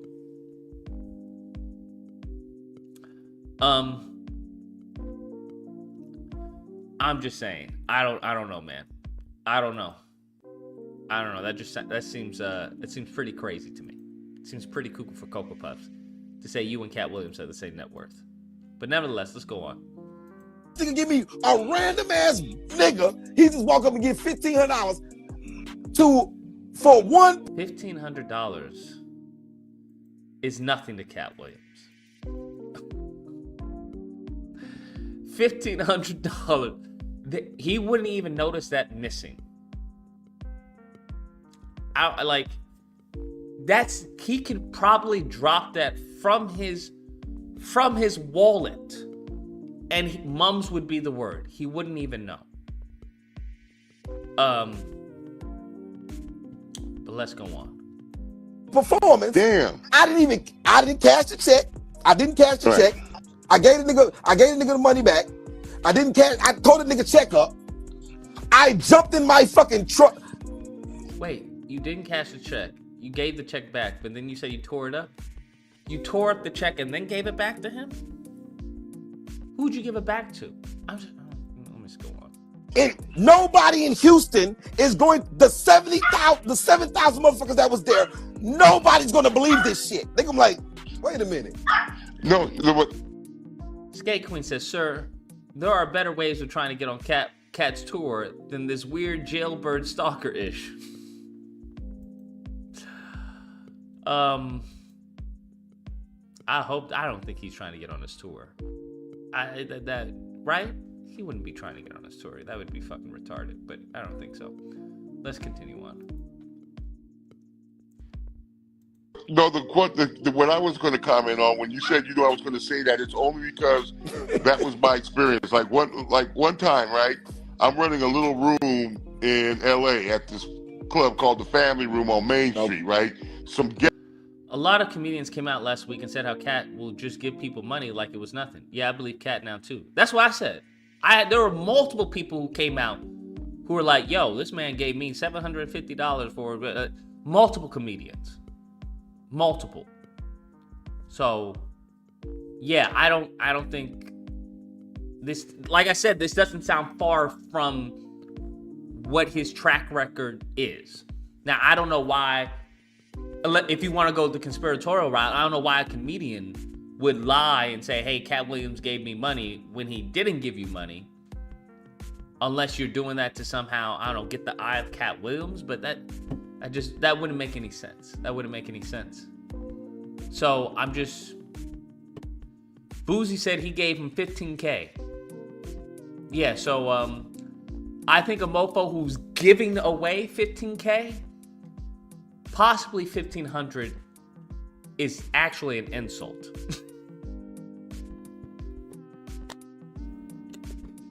Because if Katt Williams gave me $1,500, I'd be like, nigga, what is this? Those are rookie numbers. We can do better than that.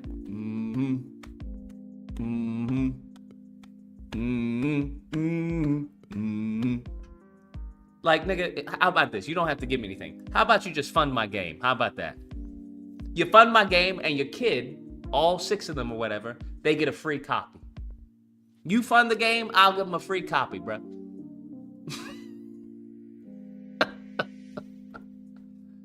I think anybody who's, why would he give me $1,500? I think that goes to that speaks on your finances, fam. Because GC, I could give you $1,500. That $1,500, what's that gonna do really? Rent. If you don't have rent, you have mortgage. Gas. I'm just saying, what is that? What is that truly going to do? Maybe if you live in some bumfuck state, you're splurging, right? But for the rest of us, I don't know what to tell you. GC says I can flip that into crypto. See, there we go. So you would flip that. You wouldn't spend that. You would put that into something to make you more monies. Although GC's been very fucking silent in regards to his crypto adventures. GC's been making money on the side. and not been telling any of us. Not been telling any of us. Isn't that a shame? He been making money and not telling anybody. I want y'all to understand that. GC's he's that type of dude that if you don't ask him, he's not gonna tell you, bro. GC's that type of dude. You know those type of people, right? You know those type of people like, hey, can I get this? Yeah, you can get it. What? I thought you were broke. No, I'm not broke. You just never asked me. They see you struggling, right? They see you struggling, reusing paper plates. Well, that was a good dinner. Thank you very much. He's that type of person, bro. He's that type of person. You have to ask GC. GC, help me. Oh, well, why didn't you ask sooner? Sure, absolutely. He's that type of person. Nigga will never offer a hand, bro. Will never offer a hand unless you ask. I understand, GC. I understand. He probably was, burned before, but yeah. He'll never be like, well, there's a secret dropping that's happening. There's this new crypto. He won't do that, bro. You gotta ask GC. So what's happening? What should I do? Well, now that you mention it, I can't, people like that. Those people, bro. They irritating, bro. They fucking irritating. Ghetto ass shit, right? And I mean, at that time, I think I'm only like 3 or 4 years in, and it's like 8, 9 people used to show up to my show on Thursday nights, right? So Katt shows up to my show, okay, pays the $5 fee, him and the girl gang, right? Then he does 45 minutes, right? He calls me over, he goes, Weezy, I'm next. I said, okay. I put on, he does 45 minutes and then paid every comic on the show for performing. What? All right, so because that's what I mean. Because he came in and bumped them. No, he didn't bump anybody. He did bump anybody if he showed up and he did 45 minutes. I know there's other comics waiting. I'd have been to LA before. I know it's always comics waiting. What happened is at that time, since I was a new comic, I didn't really have people showing up to my show trying to get on, right? Because I remember one night Alex Thomas showed up and I insulted him because I didn't know he was Alex Thomas. Walaikum assalam. Right? Go ahead. Yeah, so Alex Thomas comes in, he goes, hey man, I heard that your show, can I get on tonight? And I say to Alex Thomas, well, this is a book show. You got to get, you have to get with me in advance for you to get on, right? And then he says, okay. I said, but I think I might be able to squeeze you in. All right. That's what I told Alex Thomas, right? And so somebody says, do you know who that is? I said, hey, Alex. So I go, no. And then they give me this guy's credentials. They're like, oh my God. This is the problem with new comics. Sometimes we don't know the people that we're supposed to be aware of. I wish somebody would have made me aware. Alex Thomas just left. And I've run into Alex Thomas maybe 10 times since then. I could barely look him in the eye. He's never brought it up, but I could barely look him in the eye. All right? So, but back to the original part, I've seen Katt come in, and I've seen him pay comedians. He's done that for me. And I've seen him give other comedians money. That's the only thing I'm saying. Because man, I don't know what your experience was with you that you had. Obviously you don't know me. That's true. I have no idea. And you know what? I'm glad that I got this opportunity to get to know you a little bit. And you must be in LA. Oh yeah. Okay. Yeah. Of course, everyone's so this is the thing. One, bro, this is weird to me, and I'll be honest about this. How long you been doing stand up? 13 years. That says, and I'm being for real, bro. And this ain't no arrogant shit. It's like I don't know nobody who you could find that does not know me, and you saying that you've been doing. You don't know anybody you can find that doesn't know you. Sir,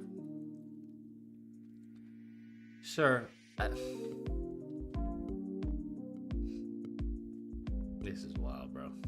This is wild. Doing stand up for 13 years, and you don't know me? Yeah, but don't take it as an insult. No. I'm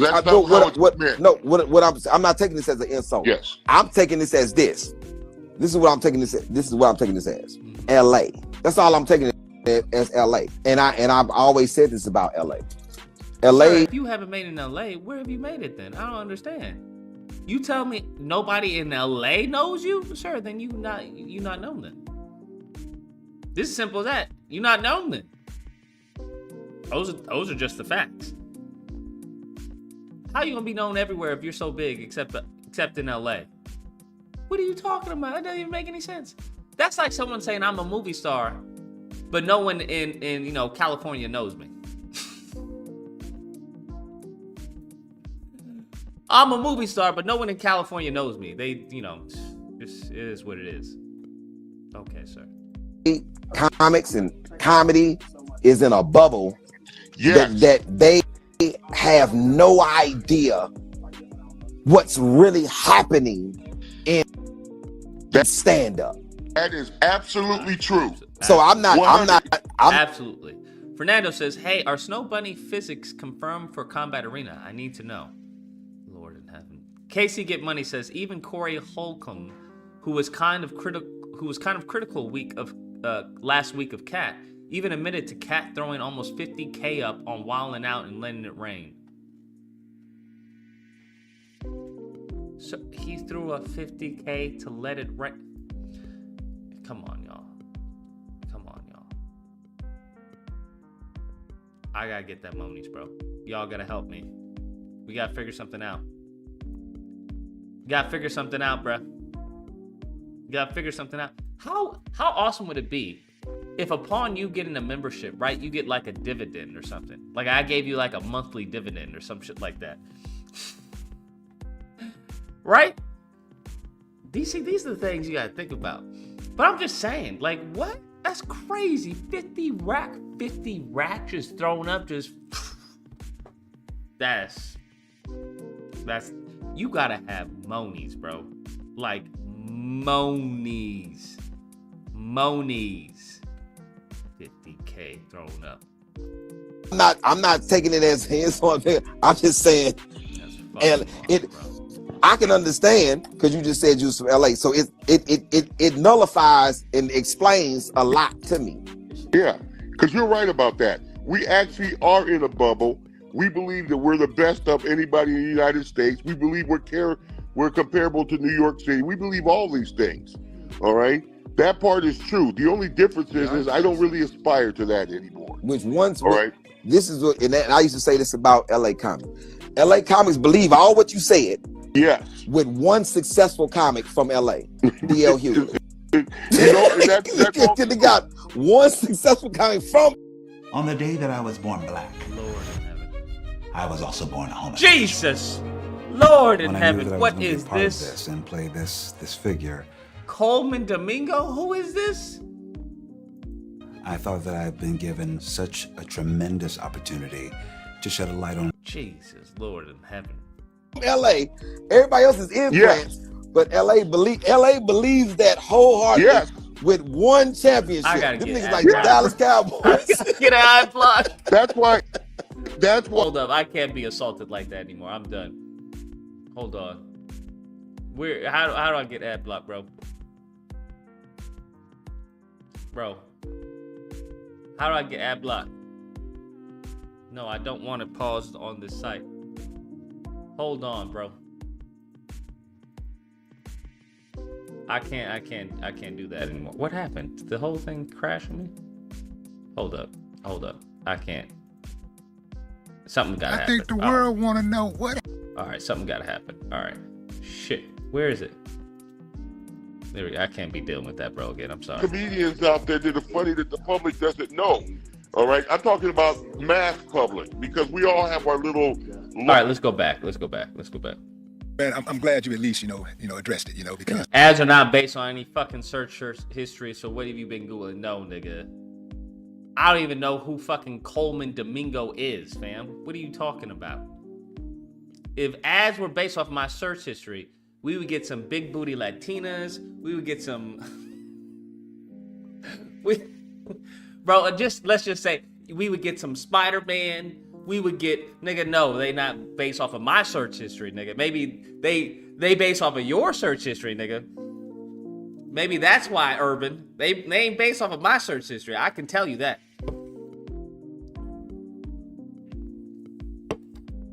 Y'all know Mega. Y'all know only real ones know Mega Ass. Do y'all know Mega Ass? Do y'all know what's his name? What it called, Mr. Plumber or something like that? He has like a whole freaking thing of never mind. I'm not getting into that. Anyways, yeah, it's not based off of my search history, bro. That's not it. That's not it, bro. That's definitely not my search history. I give 2 fucks. Half of the movies y'all told me to watch were actually fucking shit. Skate Queen says, here's $10. Please upgrade to premium. Sir, it's becoming embarrassing. Oh, man. Wow. We got some. Okay. Thank you, Bougie fucking Skate Queen. Thank you very much, Brad. Appreciate it. Goodness gracious. Goodness gracious. It's embarrassing. Lord, okay. Anyways. What's it called? What was it? I'm trying to think. It's Mega. Bro, they have, because there was a site leak. What is it called? It's not Mega Butt Models. It was like some crazy. It was like amazing stuff. Y'all know the person I'm talking about. Y'all know who I'm talking about. It's like Mr. Something. He has nothing but just like crazy thick women. Mr. Fuck, what's his name? I forgot. I don't know his name. Only real ones know. Only real ones know. Only the real ones know. It's not Mr. Beast. The fuck out of it. Big booty Latin. Yes, that's it. But Mr. Pump. No, is it Pumper? Is it? Hold on, let me. Is it Mr. Is it? Why does GC know? Hold up. Is it Mr. Pumper? Is that his name? No, I don't think so. No, he's not a porn star, bro. He's not the person. He's not a porn star. He's excuse me. He's it's like his company. It's his company. There we go. Mega Latina. Wait, Mega Latin ass models. I don't know who it's by though.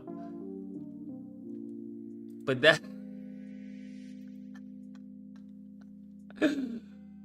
Oh man. Yeah, he has like a whole page and everything. I forgot what his name is. It's his company. It's his company. But anyway, so yeah, back. We got sidetracked. What is it? What does Dr. Umar say?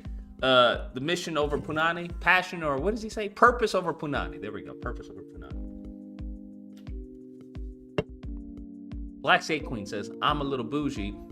I just shamed my location. Wait, my loctician.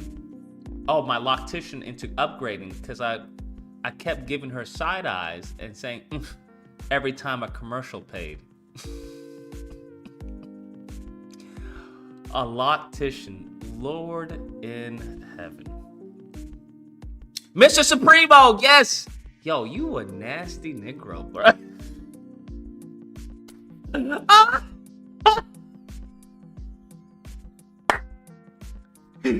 You nasty, bro. I knew somebody was gonna get it. I was like, I know y'all know who I'm talking about. Stop lying, bro. I know y'all know who I'm talking about. Mr. Supremo. That's damn young Treasy, bro. And you a gray. And you gray. You should be ashamed of yourself. You should be ashamed of yourself. You have locks now? Didn't you always have locks? Am I missing something? Is that new? Mr. Supremo. Don't look up Mr. Supremo, bro. Don't look him up. Don't look up Mr. Supremo. Yeah, that wasn't my search history. I'm just saying. Mr. Supremo. OG, bro. OG. One of the greats, man. one of the greats. Oh, man. Got some sick people in the chat, bro. Got some sick people in the chat. Anyway. Yeah, I thought Bragg had locks. Or we saw a picture with you with locks. It's not like a new hairstyle for you. It's more of an old hairstyle, isn't it? 1 year locked. I had a taper cut before. Oh, okay, got you. Oh, yeah, that's what I'm saying. I'm not your husband, so it doesn't impress me. I know your husband was like, "Oh my God, I love it. It's amazing." Dear, how do you keep reinventing yourself? I'll be like, "Didn't you have that shit on last year?" Do you like my hair? Yeah, I've seen you with locks before. What am I with it? But I had a taper. Now I don't have a taper anymore. Oh, okay. Well, yeah, looks nice.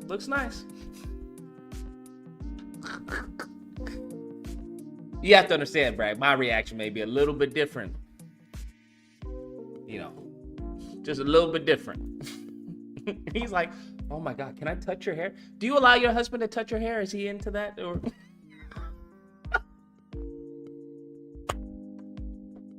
I love it. Can I touch it? Oh, I finally get to touch the hair. All this time, I've always wondered how it felt. Oh, wow, it's very interesting. How do they do this?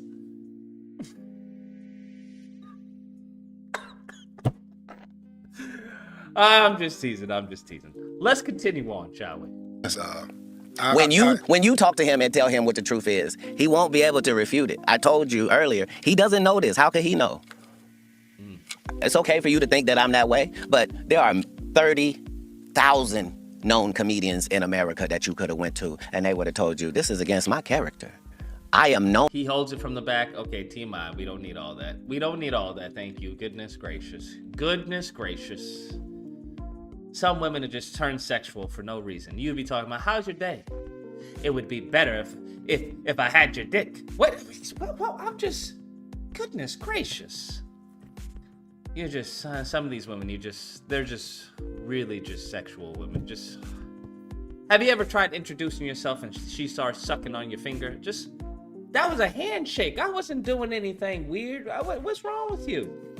These women nowadays, Lord in heaven. Let's continue on. Known for confronting my issue head up, be it Satan or his affiliates. I don't care if you're 6'6". I don't care if it's 5 of you. I don't care if I'm guaranteed an L. I don't care if you put a gun in my face. I don't care about none of that. I care about doing the right thing as I see it in that moment. Yeah. Man, how did you get on in the first place as far as like with the movie thing? Like, I know I'm skipping over the comedy, but how did you get on with the movie thing? Like, even your questions are boring. The most exciting that this interview has been was talking about some drama. How are your questions boring, fam? By Money Mike. I want to know how you got that role. Right. So here's the whole thing. Liars always come up with terrible lies. So Ricky Smiley says, yeah, Katt was supposed to play the Santa Claus and I was supposed to play the pimp. Liars always have ridiculous narratives. Nobody in America can. He said, what's your favorite color? Willie D. Yeah, so I noticed you have a lot of black on, a monotone color. What's your favorite color? Is it gold? Is that what your favorite color is? Or would it happen to be green? Like money. Because money is green. Well, it's kind of a light green, kind of olive green. But what's your favorite color? Lord in heaven, bro.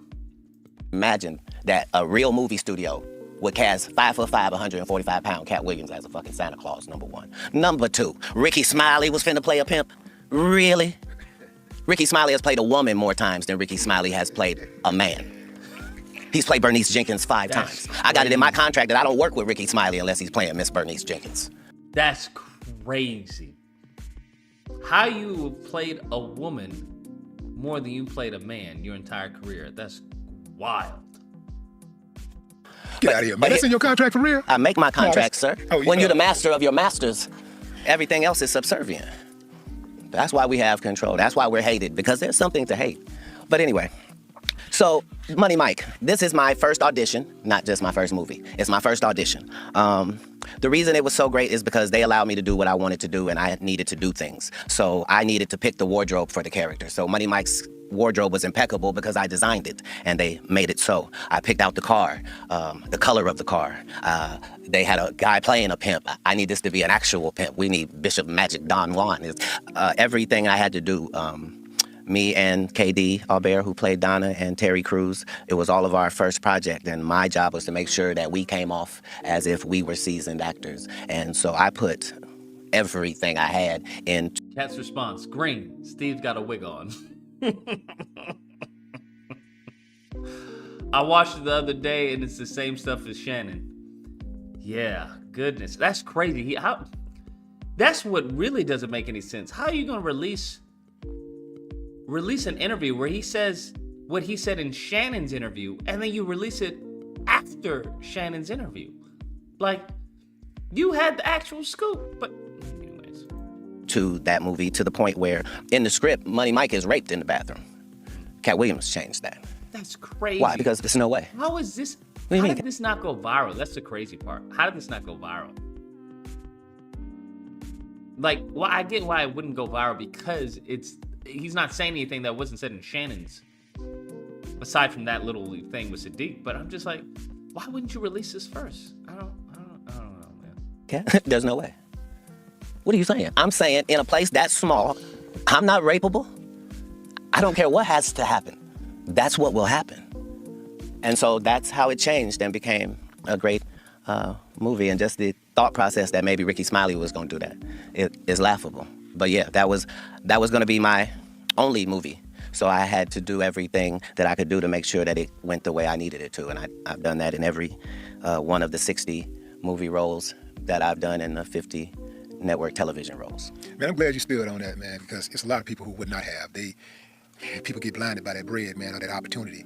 And for you to stand on that says a lot. Because I know Terry Crews would probably enjoyed it, in real life. Oh, bless his heart. Yeah. Bless his heart. Bless his heart. Now, how did you get this knack for comedy in the first place? Like you had a pretty tumultuous childhood. Like, how do you pivot from that and get into comedy? I didn't find it to be tumultuous. So at the time, you was living it. You like, yeah, this is not tumultuous. Okay. But your question was, how did you find comedy? A lot of times you have the true appreciation for something when you're not trying to do it.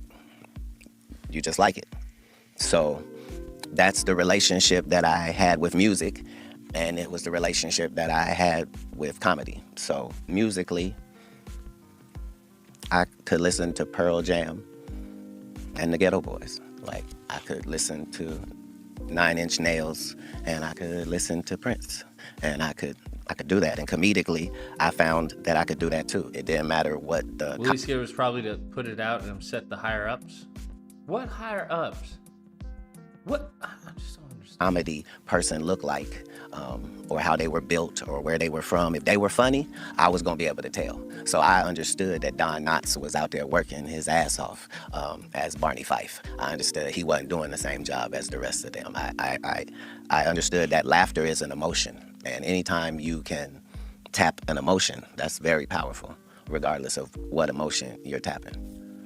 When you're tapping these emotions, before you deliver the joke, are you cognizant of what it's going to take to deliver that joke? Like, are you already knowing that I know for a fact I don't have to practice this? They're going to be with this right here. When I say this, I'm going to get them. As a comedian, I have the best fan base in the world, documented. You do? The slight amount of advertisement that they allowed me to do, and the fact that in a place as glorious as Houston, they pack the arena to the rafters, is based upon the fact that I, in 1995, started a conversation with a fan base which was maybe 5 people, and through this entire time, I've kept up the same conversation with the same people as they grow. And I'm letting you see me win. I'm letting you see me lose. I'm never allowing the product to be affected by what's going on, because this is the greatest relationship here. So, yeah, consequently, bam, they know some things when I come to town. They know I'm finna bring the baddest comedians with me. That's who's gonna be opening up. They know this all over the country. And then they know that whatever it is Katt's gonna talk about for an hour, they know he did not talk about this the last time he was here. They know Man, that. how in the hell do comedians get away with that anyway? Because I'm not going to see the same comedian tell the same jokes, 100 times in a row. You Like, let a rapper rap the same songs, though. And you let a singer sing the same songs, the classics, and you'll allow that. Facts. I mean, that's a good point. That's a good point. And so Yeah, but funny is supposed to be spontaneous. So that's the difference. Well, understand that comedy has its roots long before social media. So before social media, you might have heard that this comedian is funny, right? And somebody might have told you what he said, but it didn't sound that funny to you. They just told you what he said. But when you see him in person, oh, he's hilarious. And so comedy always had a cycle where you showed the whole circuit your body of work. It's just comedians had gotten so lazy that they were doing one great set that they had on Comic View or Def Jam, and they were touring that for 15 years without changing it. And so we made it a part of our effort to push the fact that you should be writing new material. And yeah, I think we can all listen to the same song. I know bro, there's been times where I've had a song, I just play it on repeat. That's what I do. I just play it on repeat for like possibly weeks. Excuse me. You hear that one song, and it's just like, yo, this is fuck yeah. You work out to it. You play it in the car. You play it on the freeway. Play it at school. Play it at work. Until you burn it out. That's what I do. And then I burn it out, and then it's like, okay, I don't want to hear this anymore. But yeah. Shaming the community into it by just, I'm going to keep putting out these specials and it's new material. How long are you going to continue to tell these jokes? Because in a minute, the audience is going to be like, no, they got to say something new. And eventually the audience did do that. And some audiences show up and they want you to say the old joke. They demand that you tell the old joke. I don't have not one of those people in my fan base because they know better. They know that I would never let you pay me so you can hear some shit I already said. I respect you too much for that. What you're going to get from me is brand new. This is new. Right now you have 12 comedy specials. Okay. Is there a magic number in mind, or you just want to keep running to make sure you got the all-time number and that's secure? Are you already at the top? I'm in no way counting numbers. You've done. I'm saying if 12 is the most, if 12 was the most, there's not a number because I'm not putting a number to it. But I've been special that many times for an hour. 17 tours, 100 cities. That is a lot of work. That's enough work for a few lifetimes. Most comedians won't even get 100 cities. Well, most comedians ain't gonna do that one time. And how do you continue to come up with this new material? Because you do new material every single time you show up. That's crazy. It's a new show every single time I show up. Man, that is crazy. I'm a comedy connoisseur. I follow comedy. Most of the comics that are. How are you a comedy connoisseur and still this fucking dry? That doesn't make any sense to me. A comedy connoisseur and still, that's just wild to me. But anyways, the top dogs right now, as far as like no disrespect, really, no disrespect, but I think that's not to knock you. That's just who you are as a person. It is what it is. It's comedy. I was there when they were like working on their first jokes. Yeah. I was watching them and supporting them way back then. But that is a tough feat to be able to do something like that. And I think that the reason why... Not in 24 years. Yeah. Huh. I think the reason why people like you is so much, what you do is you resonate with them so much is like what you just said.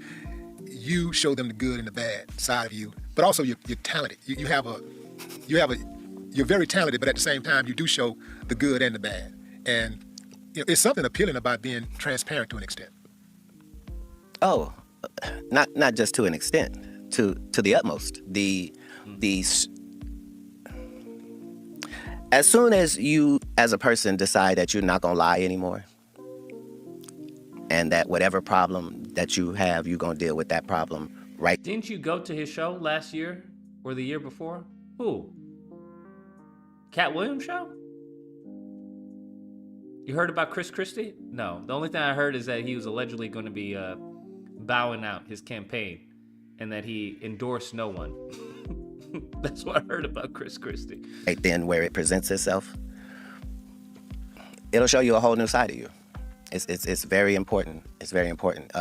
When you lie and allow lies, for some people it's just, oh, I'm just a little delusional. No, it's dangerous for you to do that to yourself. It's very unnecessary for you to.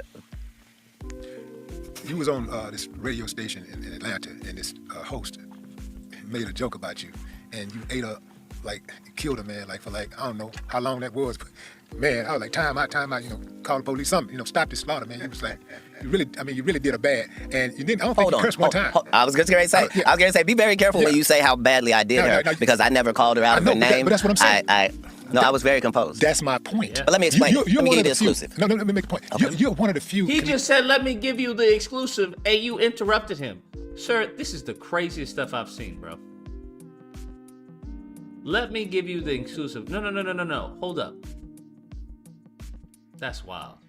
Like, only you and Bruce I've ever seen do that before. Like, destroy a heckler or someone that was challenging you or whatever. Destroy them, like, I mean, for like several minutes. I mean, Bruce killed this chick for about, I don't know, man, about 25, 30 minutes one night in Houston. And I never seen anybody else do that but you. Like, 25, I mean, just back to back, gut busting, like, same person, no cuss words. Yep. I had never seen that before, so how were you able to maintain your composure for that long?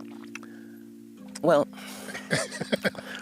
a very interesting thing happens when you try to trap something that's bigger than your trap. So imagine you set out a trap for a turtle and a rhinoceros steps into it. It's finna be a whole different situation now. So this lady behind the scenes is begging me to come into this interview that I've not scheduled, that I don't want to do, that I'm not dressed for, that nobody's called me about. She just wants it. To the point where she says, Katt, come on, you just want an Emmy for the city. I just want to give you your flowers. Well, I won't talk about kids. I won't talk about no jail. I won't talk about... This is the conversation she has with me and then goes in that room. Oh, wow. It was a setup. That's crazy. Wow.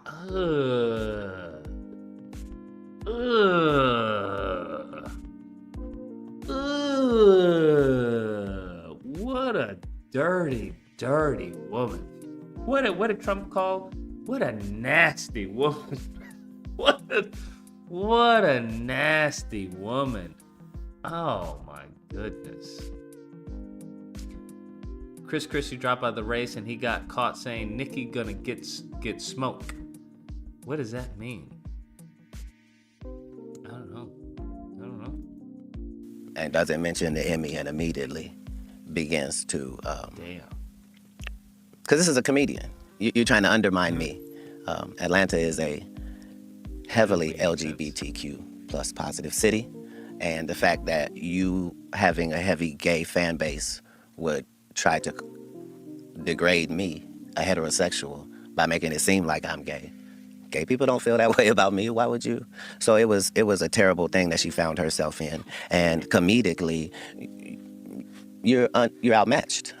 My defense is impenetrable. My offense will have the precise amount of viciousness that's necessary. If that means no cussing, that's fine. I don't want to talk to you and hurt heavy-set women's feelings or dark-skinned women's feelings or women who wear wigs' feelings. I'm not trying to hurt nobody's feelings. I'm bantering with you because you keep acting like you're qualified to do that. Yeah, so, it was a setup. You signed up. Yep, that's exactly what I said. You signed up for the wrong job. Signed up for a job that she had no credentials for. That's crazy. Imagine, that would be like Oxy. Y'all know Oxy. Oxy got no fucking jokes, right? No jokes. It's just, I don't know how you can be... I just don't know how you can exist on this planet and not have jokes. Right? Like, you've never... Maybe that's a Black American thing. I don't know. That's crazy. Right? Imagine Oxy like talking trash about a comic, about Katt Williams or something. Like, do you understand how delusional you have to be? Like, that's insane. That's just wild. That's wild to me, man. That's wild. Like, what are you doing? Like, what are you doing? Or like someone has a gun and you're threatening them. I'm gonna whoop your ass, bro. Like, what are you doing? You're gonna get shot. That's just wild. That's just wild to me. That's wild to me. I don't know, man. I don't know. I'm always going to be prevail if I'm being set up. You think Buddy was in on it? Her co-host? You think he was in on that? He didn't appear to be in on it. No. Because here's the whole thing. He kept trying to get her to pull the plug on this, and she kept not.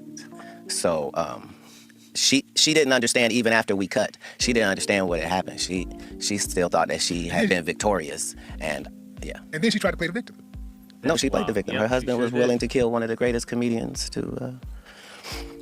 Yeah, I'm saying. And remember, all of this has to happen. I have to allow it to happen. I have to also preserve my life. And then, after I do all of that, then I have to not press charges on you to these police, as if a crime has not been committed upon me. A pimp named Slickback. Man. Thank you for saying the whole thing. Look, man. Like a Tribe Called You got to say the whole thing. That is correct. A pimp named Slickback. Yes. Man, that is one of the most iconic roles in television history. How did that come about? That's interesting. That's a fair question. Better question.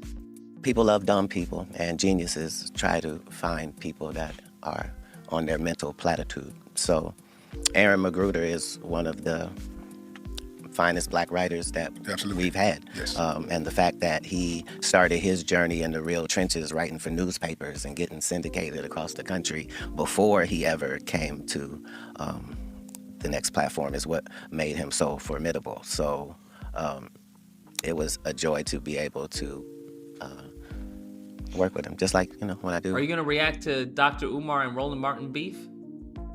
From what I saw, Roland Martin pretty much ended it, unless Dr. Umar had a response.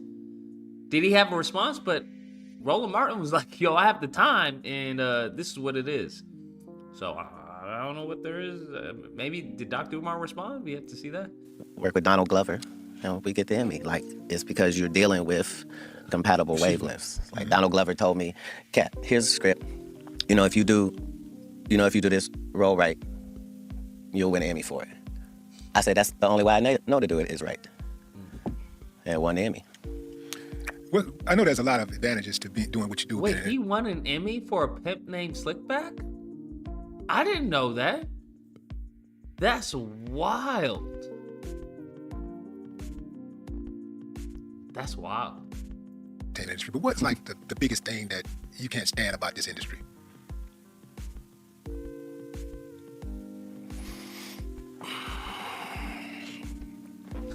Nothing. I like it. Shit, I don't know who you think you're talking to. I like it. Now you. I love my op as myself. Yeah. I think it's great. On our side of things, it's flourishing. It's never been better.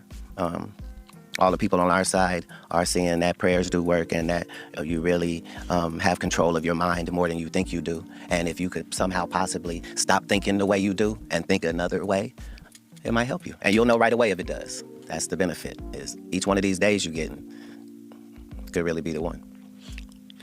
What's one of the wildest things that has happened to you or you've seen happen in your time in this entertainment space? What? Yeah, sorry, Vlad. I ain't seen nothing. I collect the footage, but I haven't seen anything. You were doing so good, man. I mean, you were just doing so good, and then all of a sudden you just decided. Well, no, here's the thing. What you asked was, you said, hey, Wolf, what do you hate about the sheep? Nothing. What do you hate about the sheep? The reason I put lead generation on a license plate of the Lamborghini, because it's still today, since 2019 when I... Nothing. I feel good. I feel like we're in a good position. Everything's going to be fine. Let's go, Coach Prime. Yeah. What do you think about Coach Prime? What's up with Coach Prime? You have you been out there yet, Colorado? No, I've supported from afar. Yeah. I'm saying, anytime a great individual, regardless of what he does, finds something that he can be great in, like, that's going to work. Like, he is a motivating factor and an asset to it. He always has been since the Jerry Curl days. Those are the leaders of men that we discussed earlier. An eternal optimist, someone that's clever and about books and hard work and discipline. You know, as a black person, we should be so lucky as to have, you know, a black coach like that. And as a non-black person, what a great job. Man, you know, you just described yourself, except the coach part. And then I take that back. You are a coach in your own right. And you as well. That's the whole thing. Like, these compliments are all shared by all of us who receive them. Like, that's what it's got to be. If you're any reflection of me, then that's what it is. That's why in the good book it say, made in God's image. It don't mean you're always going to do that, but it means there's a possibility that you could mirror that. Yeah. Do you have adopted children? I'm an empty nester. I have no children at this point. Glory and hallelujah. No, everybody's grown. Yeah, but yeah, I got grandbabies. You got grandbabies? Mm. Oh, wow. Okay. Yeah. How many? 4. 4. Mm-hmm. Nice. All girls. Oh, yeah. Damn, all Yeah. girls. That's how you know he's been doing something right. What are the ages? Of what? The girls. The grandbabies? Yeah. Okay, so I have a 6. Why? I don't understand. What does it matter? Why are you asking such personal questions? Oh, that's weird to me, bro. That just seems crazy weird to me, bro. But maybe it's just me. Maybe it's just me. Like, why you need to know how old his grandbabies are? Like, what? Why? Who wants to know that? I'm just like, who wants to know that? Who's like, I wonder how old Katt's grandchildren are. Said no one ever. 2 4s. 11 months. And 2. That's 5. Yeah. I realized it as you said it. I didn't know how to change the story. Okay, so I got 5 grandkids. Wait, what did they call you? I got 5 daughters. I can't get anybody to call me anything that I asked for. They've already made a decision, and that's what they call me. There's nothing I can do about it. And I'm not going to say what it is. It sounds like stop or something. I don't know. Right. Well, man, we appreciate you coming on the show, man. I appreciate you having me. You're an icon and a legend yourself, and just the fact that you would. I've never heard of Willie D, bro. Is he really an icon and a legend? I didn't know. Is he one of those who's like, yo, you should have been known?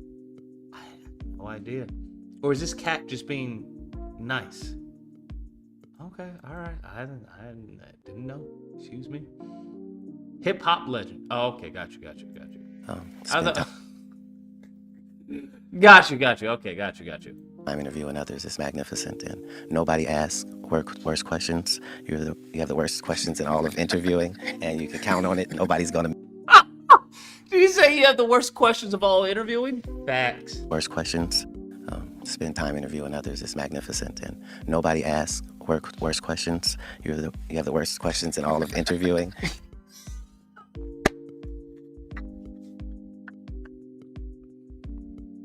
You have the worst questions of all of interviewing. Facts, bro. Facts. Lord in heaven. Goodness gracious. That is facts. And you can count on it. Nobody's going to mimic your questions. So, yeah, it's an honor. Thank you. I appreciate you, man. Ladies and gentlemen, the Honorable Katt Williams. Thank you. I appreciate it. That was painful, man. That was fucking painful. How did we make it through that? Shit, he said no lies. You have the worst questions in interviewing. Nobody's gonna ask those questions. And it's crazy because Shannon Sharpe asked some of the similar questions, or they tread some of the similar ground, and it was way more entertaining. This dude is just boring. No disrespect to Willie D, but hot damn, fam. Goodness gracious, sir. I wonder if his Mark Curry was better. Hold on, I wonder if Mark Curry was better. All right, what's going on? God, dog, that was a dead interview. Like, goodness, what are you doing? Did anyone see the Mark Curry interview? What is going on? Now it won't load. I have to sign in to... Bro, I have to sign in to watch that interview, but not. Okay, let's see the highlights then. I have to oh wait, oh shit, what was it? No. There we go. Mark Curry on Will Smith. Will Smith did it wrong. Well, you wouldn't accept it to slap. That's what you're saying. Nigga, please. First of all, ain't no man gonna walk up on me. You feel me? Ain't no man walking up on me and saying things. Anyway, you feel me? But okay. Let's be realistic here. A man could temporarily lose his mind and walk up to you and say something reckless. How do you not have an assistant? I need to find someone. I have trust issues with people because I believe most people are shit. So in order for you to have an assistant, you have to trust them, right? You have to trust them.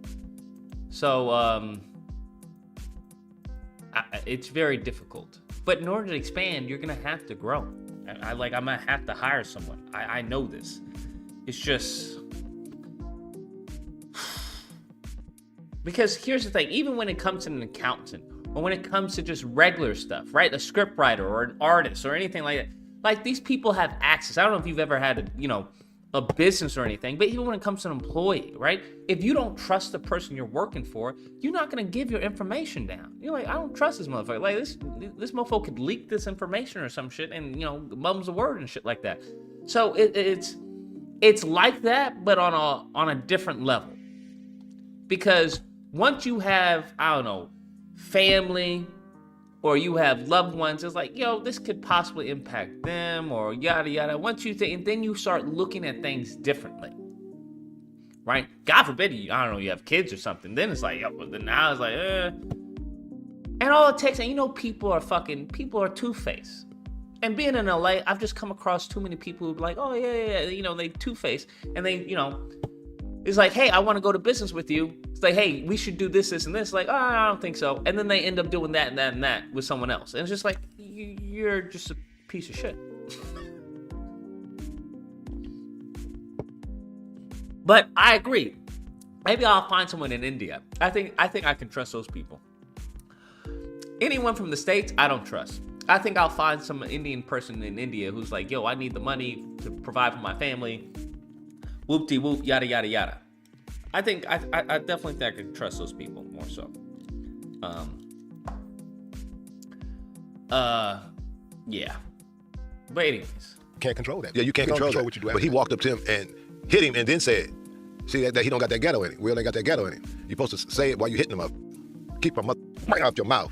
And he hit him up. He didn't even, his ear was still ringing. He didn't hear nothing he said. He just said, nominees. You gotta let him know before. How often did you fight in the neighborhood? Why is he wearing shades? Never mind. Smitty says, Lucas, Willie D was on my mind playing tricks on me with Scarface and Bushwick Bill. Got you. I don't know. I'm like I said, I'm happy. Not disrespecting his legacy or anything like that, but okay, he was on Ghetto Boys. All right, bet. We growing up in my neighborhood. That's funny because we didn't fight. We really didn't fight. I didn't fight. I used my comedic skills to get out of these altercations. I mean, that's true. It sounds funny, but this is a true story. I remember the dudes had me down, and I said something funny. My mama got chicken or something. And they said, "What do you say?" And they just did what you did. They started laughing, and I ran. And I learned that mechanism. I remember I was in front of Toland's liquor store, and the dudes from 69ville had me down, and I used that mechanism. And that's a true story. I remember that distinctly. I was in Catholic school. They had me down. I said, "My mama got some chicken cooking or something." Like they were, "What do you say?" And I got out of there. If somebody fights you and they talk to you while they're fighting you, they're serious. Like, you really pissed them off. That's what I'm saying. Like, Will Smith did it wrong. He said what he said after he hit the dude. You say what you say before you hit him. Keep him, then pop. Some of my clients are Indians and they are trustworthy. I know. See what I'm talking about? I know. A lot of, actually, what's funny enough, a lot of the freaking people I work with now when it comes to animation are Indian. You'll have this Indian dude who's talking to me about ZBrush. I'm like, what the fuck? What do you know about ZBrush? What? It's like, oh no, you did it this wrong. Or you have an Indian dude who's like, doing fucking Unreal Engine. And he's like, yo, no, so what you want to do is you want to do, this is the blueprints. And it's like, what? It's crazy, right? Because being in America, you don't travel outside of America to actually visit India, you're really going to have a very fucking stunted view of the world. And I think that's where a lot of prejudice comes from. But yeah, these mofos know their shit. They definitely know their shit. Some of you mofos is gonna lose your job to an Indian person. Just letting you know. just letting you know. Yeah, bruh. Cause like I said, there's a great book. I forgot his name. The black dude from Shark Tank. It's The Power of Broke, and I think it's definitely something that black people. I don't know if we still have it, but we definitely used to. Where it's like, yo, where you had other people who use money as a handicap. If you don't come from a family of means, or you don't come from a family who just has disposable income to get you everything, you put in a lot of fucking elbow grease and you learn, right? I didn't have anyone to hire to teach me, animation or this and that. So, you had to learn. Or if you had a certain program, you had to fucking learn. Certain thing you wanted to do, you had to learn. Because you didn't have the luxury of, well, I'm just going to outsource it, or I'm going to hire someone to do this, or I'm going to hire, he's like, nah, you got to do it yourself. So, I think that spirit has turned into a sense of entitlement to an extent, where it's like, this job is beneath me, or doing this is beneath me. And it's like, well, if you feel that way, there's always going to be that next person who doesn't feel that way. You may say, I deserve this amount of money. And mind you, you may very well be, owed that money. But if there's someone else who's like, yo, I don't deserve shit, I'm just happy to be here, you have to understand that company is going to, wage what they're selling, right? If you're selling a crazy product, obviously you're going to want the best of the best. But if it's not, then it's like, I can pay him less, and the turnaround is going to be lower, versus you, who I know, I'm going to pay more. So you just have to weigh your options. But best believe, folks. Best believe. Yeah, okay. A lot of these mofos in these even in the gaming industry, a lot of these mofos is on fucking visas, fam. And when it comes to remote work, bruh, remote work, you tell me we're doing remote work, why the fuck am I hiring you then? If we're doing it remote, then I can just hire someone else and have a meeting with them. Go on a Zoom call, we figure shit out, and done, mum's a word. So I'm just saying.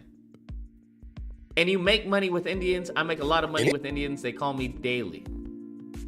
All right, Shaw Magic. Shaw, even though you're a gray nigga, gray niggas ain't shit. Shoot me an email, bro. I definitely would like to discuss. Absolutely. Or shoot me on the Discord or on Twitter. Bro, I'm so available, bro. Readily available. Yeah, I'd be very interested. Do you get it from Upwork, or what are we looking at? Because them Upwork niggas is crazy. I had a few jobs that I was looking to hire on Upwork, and these niggas were giving crazy fucking estimates. I'm like, what? I don't know, man. I'm curious where you get them from. Bro, why do you think this country would rather have illegals here than you? Well, first off, there's a lot of reasons why, as far as America would rather have illegals here than black Americans. The country has never been friendly to black Americans. Secondly, as far as money-wise, well, it's obviously there's an incentive there financially. Like, if I can get away paying you under the table, then why not? And if it's, I don't know what to tell you, then obviously, and if your skill is somewhere in the same ballpark as someone who I'm gonna have to pay and do a W-2 and do all this, then yeah, I'm gonna hire you. Best believe. What are you talking about? Now, if you're talking about, just makes sense. It makes sense. And in the system of capitalism, bro, that's what it's about. It's about making monies, fam. You put out a product for the least amount, and you get a return on that product. You deduct your liabilities, and you get a profit. So it's anything to increase that profit. So yeah, 100%. And then you also don't have to deal with black people, because, like I said, this country is not very favorable to black Americans. Never has been and never will be, I would say. So yeah, I don't have to deal with the demographic that I'm not particularly fond of. That's what many people are gonna say. I make more of a profit because I'm paying out less. Okay. It's a lot of variables there. But earlier you said you guys are teaming up against illegals. So, oh, you talking about earlier? So what I was referring to earlier was that there are mutual interests, right? As the saying goes, the enemy of my enemy is my friend. Now, the enemy of my enemy can fucking hate me as well, or not be favorable to me. But as long as they hate my enemy, all right, as long as we shared a mutual enemy, then yeah, you're gonna have, as far as timed, what is it called? Timed, what's the word called? Not agreements. Timed. I forgot what it's called. I forgot the words. It's slipping. But yeah, that's what that means. Timed partnerships. I think that's what I'm thinking of. Yeah, you're gonna have timed partnerships. Like I said, when it comes to black people and white Republicans, it's like, yo, white Republicans don't really fuck with black people. That's not who the party is for. But when it comes to immigration, yeah, they'll team up with black people to get a border, the border strengthened or reinforced 100%. But like I said, at the same time, the issue I have when it comes to teaming up with white Republicans or white conservatives, whatever, is that you may get one thing, but they'll get 10. So that's what you have to take into account. We're like, yeah, you may get the border, more effort on the border to close it up and undocumented, illegals and stuff like that. But at the same time, they'll issue like 6 other fucking policies and regulations that will have a negative impact on your life. So the give and take is not really fair. That's the issue that I have. It's like, yeah, I agree with them on that regard, but everything else, whether it comes to police brutality, whether it comes to education, whether it comes to to healthcare, when it comes to everything else, I disagree. We have very much stark contrast in opinions and views. But on that one topic, yes, 100%. But I think that's a fool's game. I think that's a fool's game. And here's the thing. When people talk about illegal immigration hurting black people, we have to think about that, because honestly, that's really fucking sad. If we're gonna be honest, the moment in time illegal immigration is having a negative impact on black people, that is problematic. It should not have a negative impact on us. You wanna know why? Because we should be utilizing the illegal immigration as every other group is doing. That's what you need to understand. We should be hiring them. But the problem is, as a collective, we're not in a position to hire. So now, if you're not in a position to hire, you're always gonna be looking for a job.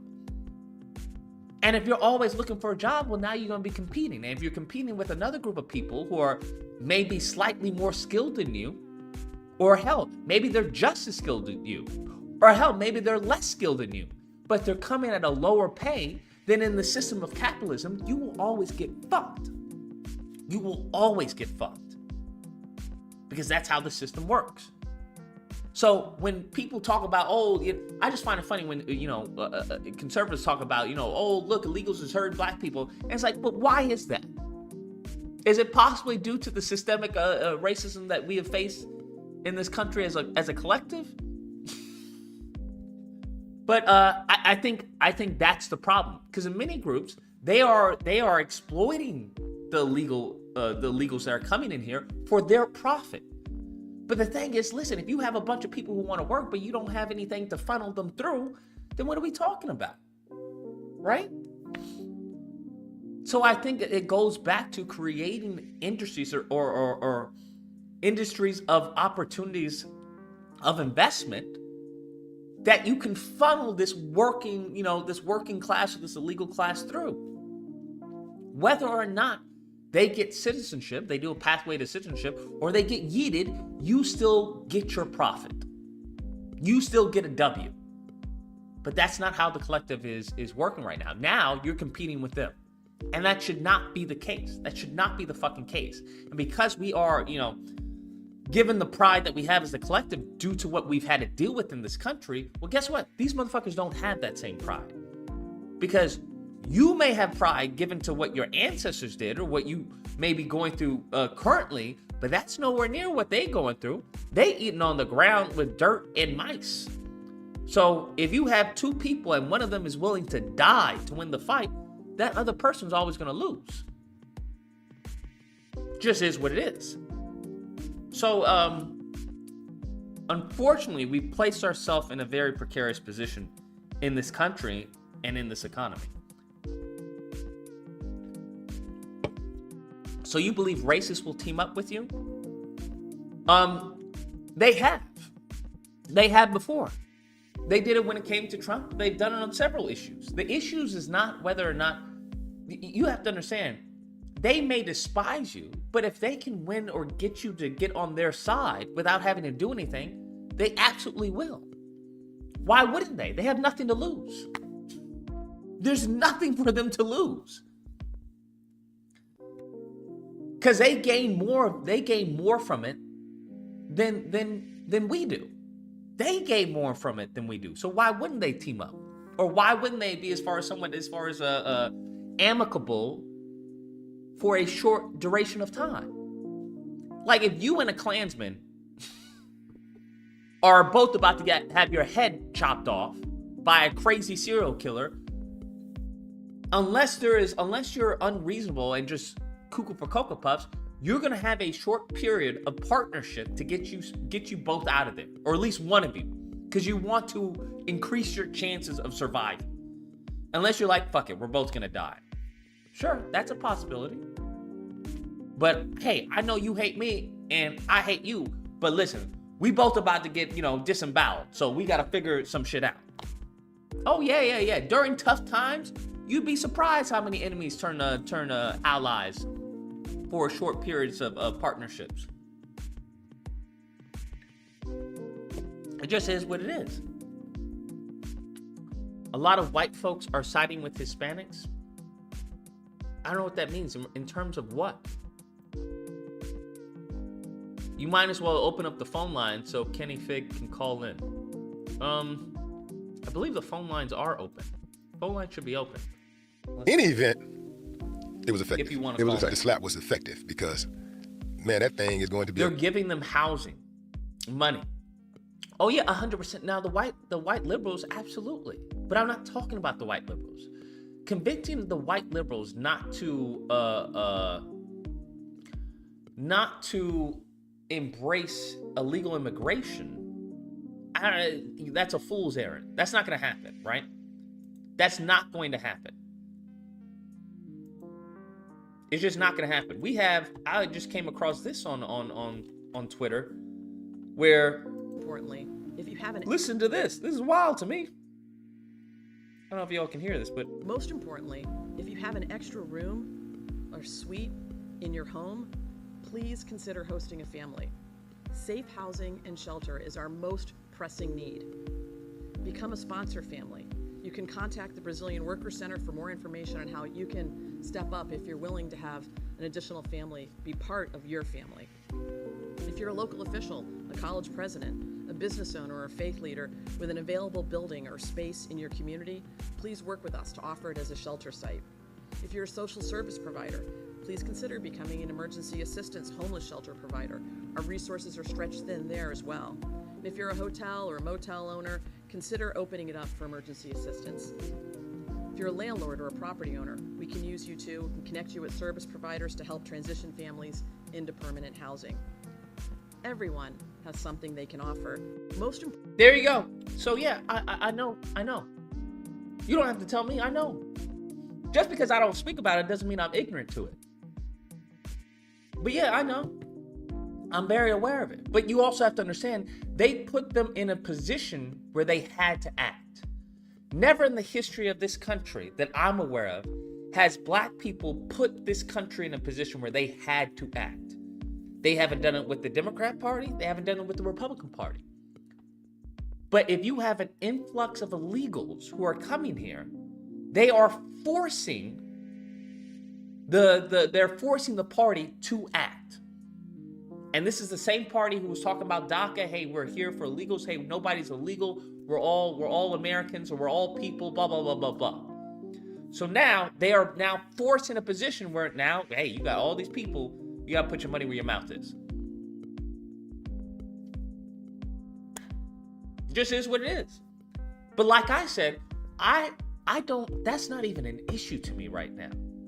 That's not an issue to me right now. Because to be honest with you, instead of kicking them out, I'd rather get some fucking labor out of them. Okay? All this FBA versus not African, listen, nigga, you wanna know what I would do if y'all were actually smart? Y'all would be using as far as the African immigrants who come here, or the Ethiopian immigrants who come here, or the fucking Mexican immigrants who come here. Maybe not the Mexicans, because they already have a system that they already have established. Some of them, not all of them, but some of them. I would be, you should have a network or a business that you can use them to turn a profit. Just is what it is. Because when the time comes that they do amnesty or a pathway to citizenship, and it will happen, because if you think they're just going to kick out fucking millions and millions of people, that shit's not going to happen. The people who have been here for a certain amount of time, I'm telling you what's going to happen. They did it with Reagan, and it will happen again. There'll be a time where like, hey, if you've been here from here to here, you can have a pathway to citizenship. And when that happens, niggas, you can kiss our black asses goodbye. You can kiss your black ass goodbye. Kiss it goodbye. Because their voting power will quadruple overnight. Overnight. And like I said, that will be the end of Black America. There will be no more Black America. Because we will be politically extinct from at that moment. Politically extinct. So the goal is to get some type of power or influence before that fucking happens. Before that happens. I don't know when it's gonna happen. I don't know when. But that is the goal. That should have always been the goal. But I'm just saying now it's a matter of survival. It's a matter of survival. And in the meantime, between time, you should be learning some Espanol. Okay? Un poquito, but some Espanol. Unless you own an Uber company, you can't just use them. 100%, nigga, you can. If you got a brick and mortar, if you got any type of business, fam, you can definitely use somebody. Hell, you can use them even if you have a digital business. I'm like, listen, I'll pay y'all each. But here's the thing, bro. I went to Home Depot not too long ago, and these mofos were fucking haggling me. I'm like, what? I'll do it for this. Well, you can do it for that, but I will only be paying you this. Okay? All right, senor. I just need the truck. That's all I need is for you to... Yeah, so now that's not even how it used to be, bro. Now they getting a little uppity, bro. It reminds me of, what was it, the fucking, the South Park episode. Remember all the carpenters and the fucking architects? Bro, that's what it was like. I was like, hold up now. Hold up now. Since when are you giving me as far as what you want to be paid? I beg your pardon? Yeah. So it's, that's only going to last for so long. Just giving you a heads up, because now they understand how profitable or how much, how much power they actually have. Once someone, gets that power, it's game over. Cheap labor is part of the reason wages isn't keeping up with the economy. There will always be cheap labor, DMV Nation. You can vote Republican, but I don't know why you would do that as a black person. That doesn't make any sense. But cheap labor, the issue is not as far as cheap labor, bro. There will always be cheap labor. Always, fam. Always. I don't know, at any point in time, you think niggas just voluntarily decided to raise employees' fucking income or raise their wage. I'm unaware at any point in time that businesses just voluntarily, you know what I'm gonna do? I'm gonna start paying you more on average just for the shit of it. I'm unaware of that happening. I'm unaware of that happening because that goes completely opposite with the system of capitalism. Whole point is to keep your expenses low so you can get a higher profit. Why would I fucking pay you more when I can pay you less? But what you have to understand is the hustle with, when it comes to Republicans and whatnot, when they want to say, well, if you force people to get paid more, then they're gonna go to AI or whatever. Listen, that is the whole point. You don't need incentive to make more money. Let me rewind that again. You don't need incentive to make more money. Lucas, it's not supposed to be voluntary. That's where we come in. It's not supposed to be voluntary. That's where I don't understand. Our grandfathers were making $25 an hour in the 70s. Yeah, well, we're in 2024. I don't know what to tell you, fam. Due to inflation and a variety of factors, shit gets more expensive. But you have to understand also, as a business, just because it's gotten more expensive, that doesn't fucking have to do with me paying you more. That ain't got nothing to do with me paying you more, fam. That has nothing to do with me paying you more. Nothing to do with it. Because at the end of the day, I know you need a paycheck. And nigga, where are you gonna go? Most Americans are strapped for money. So a lot of these businesses are exploiting people, many people. Because it's like, what you gonna do? If something were to happen to you, your children or your family or whatever, I know you're gonna be broke. You're gonna be in crazy debt. So I just find it interesting. Like I said, I firmly believe in some form of UBI, something. Because it's going to get to the point where this AI, it's going to take over. It just is what it is.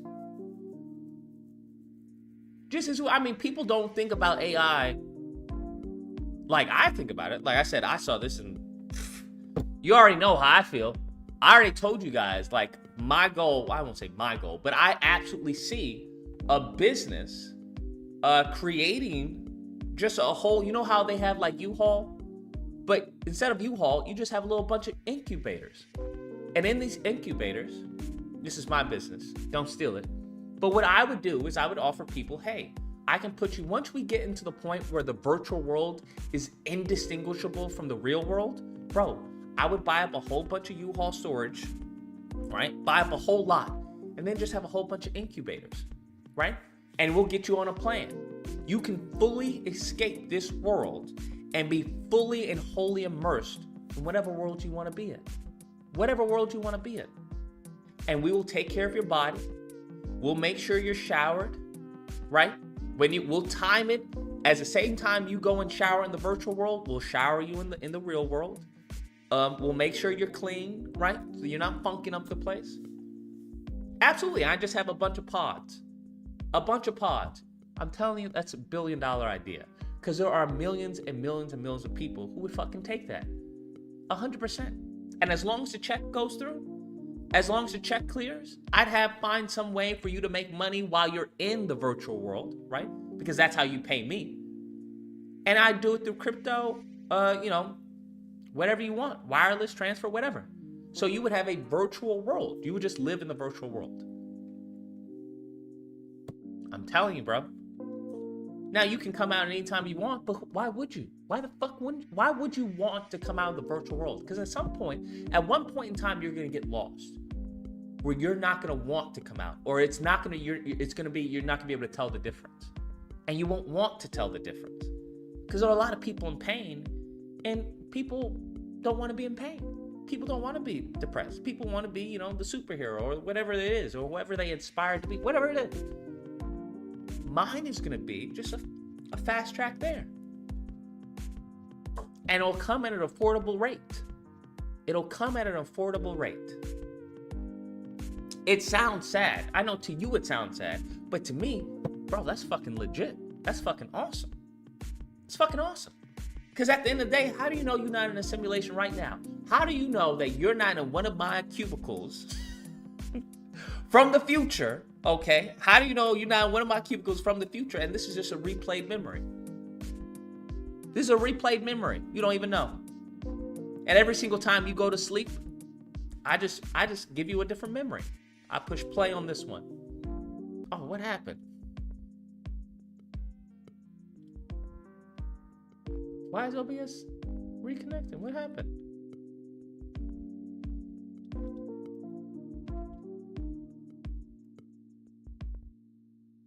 Okay, it's successful.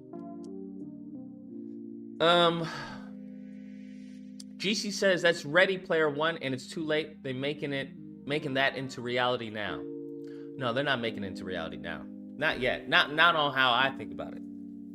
I haven't seen anything like that into reality because the technology isn't there yet. Not yet, but it will be. It's not there yet. It's not there yet where you can't distinguish VR, virtual reality, from actual reality. It's not there yet. But when it happens,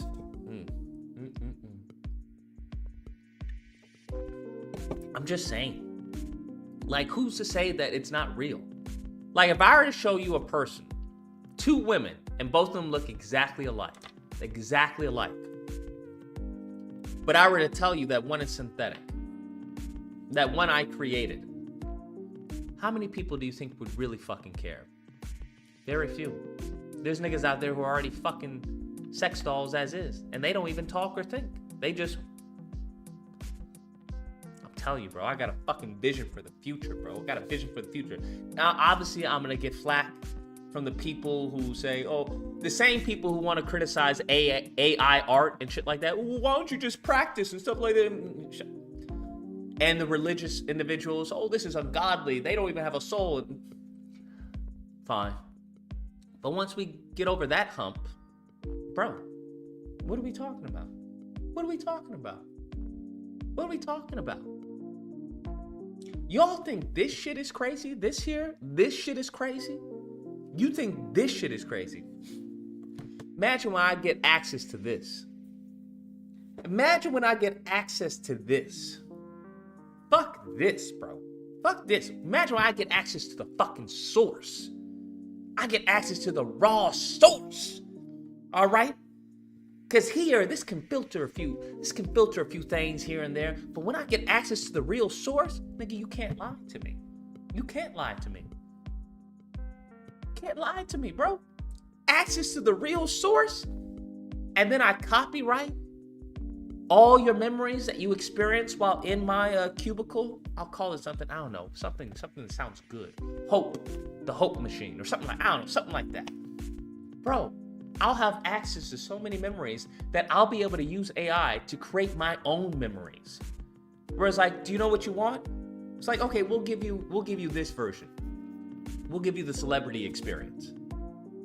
And based off of everyone else's cubicle experiences, I could create and formulate an authentic, never before, because no one wants to relive something that someone else has lived through. No one wants to do that. This will be an authentic, exclusive experience for you. Hand-tailored. Fam, stop it. You can't fuck with me, bro. You're not gonna be able to fuck with me. What are we talking about? What are we talking about? Bro, that's what I'm saying. I just need some monies, bro. And don't worry, I got y'all, black people. I got y'all. I'm just saying. That shit will be fire. Will be fucking fire. Fucking fire. Check your IGM DM, it's become reality. Okay. You'll be too old to manage that. Nigga, by the time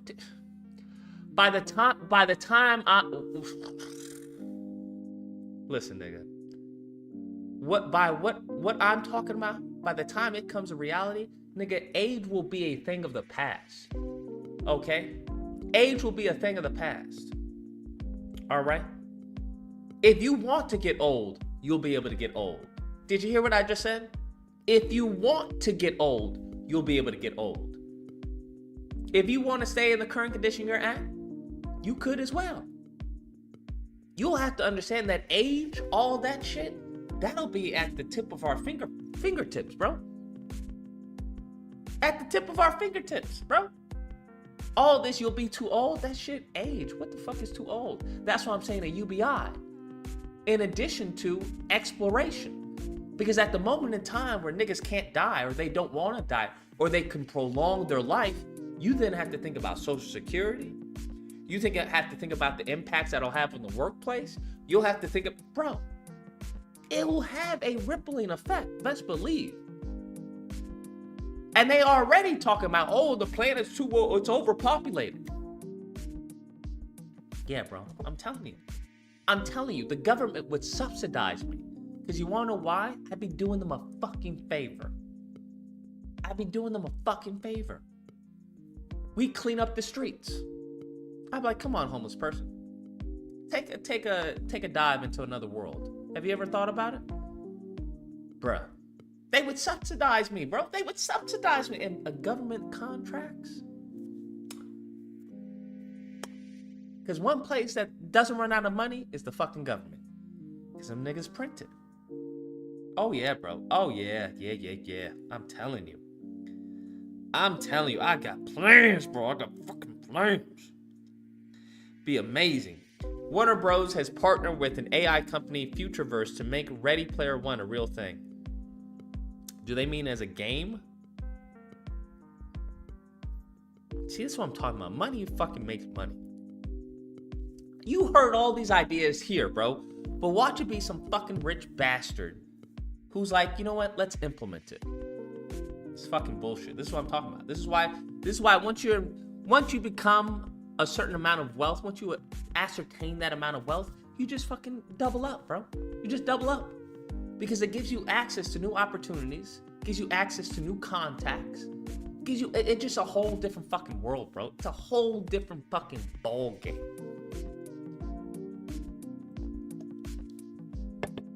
But I don't think Warner Bros. Is gonna do anything like I'm thinking, bro. I just don't think that. I think they're probably gonna have it as more of an experience, as a ride or an attraction or some shit. I'm talking about this being a way of life.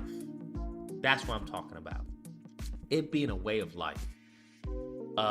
Facts, we just closed a government contract and they will only pay list prices. I gotta think of something. How do you get a government contract? That's shouldn't be speaking out loud, bro. Not that you niggas is gonna do anything. You can give the nigga a fucking direction to the Fountain of Youth. And nigga be like, nigga, it's what?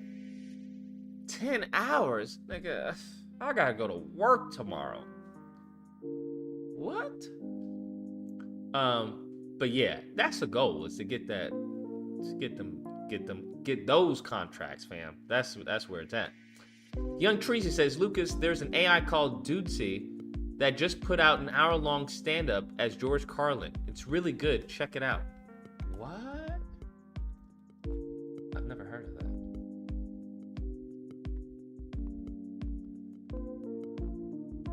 I'm glad I'm dead? Get the fuck out of here. Hello, my name is Dudesy, and I'm a comedy AI. What you're about... Same God who does all the bad shit too. And he does a lot of bad shit. Get the fuck out of here. Oh my God. Oh, it's happening.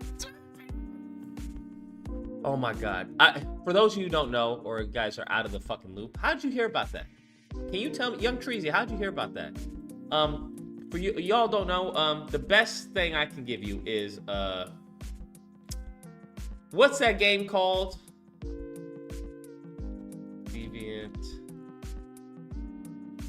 What's that game called? Detroit Become Human. There we go.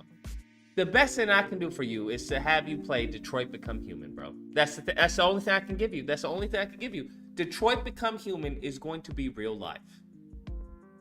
Maybe not during my lifetime. Maybe so. Okay, depending on how long I live. Detroit Become Human is the best thing to guide you as far as where we're heading. So I just want you to understand, which is why it's so important that as a collective, black people, we get our fucking head out of our ass. Because if you think it's bad now, imagine an AI discriminating against you. And the AI can use the law and know what loopholes in the law to justify the action it takes to discriminate against you. Oh, y'all don't understand. Y'all don't understand. That's why it is extremely important. Extremely important. But just is what it is. Your idea and Elon Musk's neural link, ultimate control on a person's mind. I agree. But it's not, here's the thing, I wouldn't want to control you. Who the fuck wants to control somebody? No one wants that. The best control is one that's being self-enforced. Woo! Fucking fire coming out. I'm like a fucking dragon. The best type, I'm gonna say that again. The best type of control is one that's self-enforced, right? When it comes, we can go back to slavery. The moment in time where I can put you on a land with no fences, no borders, nothing, and I know you're still gonna do that work, bro, that's what I want, because then I can sleep silently and peacefully at night. That's the best type of control. If I constantly have to worry about this nigga escaping and, oh, he's gonna try and fight, and ain't nobody wants that headache. The best type of control is one that's self-imposed. Self-imposed. Now, upon to do that, you've got to condition somebody. You've got to condition them. I'm telling you, by the time it happens, bro, you're not even think about a self-driving car. A self-driving car to you is gonna be like fucking internet access. Imagine going someplace and not having internet access. What's the Wi-Fi password, right? You just assume, hey, what's the Wi-Fi password here? I'm telling you, bro. Okay, the future is being heard today, right here. I'm telling you. All these mofos who think, oh, that would never happen. You're not getting it. You're just not getting it. South Korea has a new age counting law that allows you to become younger. What? I haven't heard of that. New age counting law. What? Duty is a podcast led by an AI. The hosts simply go off of Duty itinerary. They don't know what the pod will be about until Duty tells them. How'd you hear about this, Treasy? Treasy, how'd you come across this? I'm curious. How'd you come across this? Because I follow a bunch of AI channels and stuff like that. I haven't heard anyone mention it. So how did you come across it? Can you tell me? Let's go on. Around forever. They probably have a 100-year anniversary. You go down to infamy. Slap. You go down to infamy for the rest of life. It's infamy for life. I don't even know how you can get somebody back for that. The only thing you can possibly do is slap them on the Oscars, like at the Oscars. No. You go to their door. You go up, do their door, and slap the shit out of them and leave. Well, actually, I think that if somebody slap you, you got to do more than slap them. For example, so to me, slapping a man, is the greatest. It's probably more disrespectful than spitting on a man or kicking a man. Yeah. Slapping a man, that means you're a bitch. Yes. When you slap a man, that's in your mind. You slapping him because you feel like he's a bitch. Exactly. Right. So just the thought of somebody slapping me and having that going through their mind, thinking that's what I am, I got to show him something different. So, well, can you show him after a slap? A kick? Well, you can show him the morgue.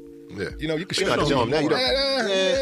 Not for a slap. Not for a slap. But here's the thing. Not for a slap. Here's the thing, Mark. When somebody put their hands on you, you can't control how they respond. I'm gonna tell you something, bro.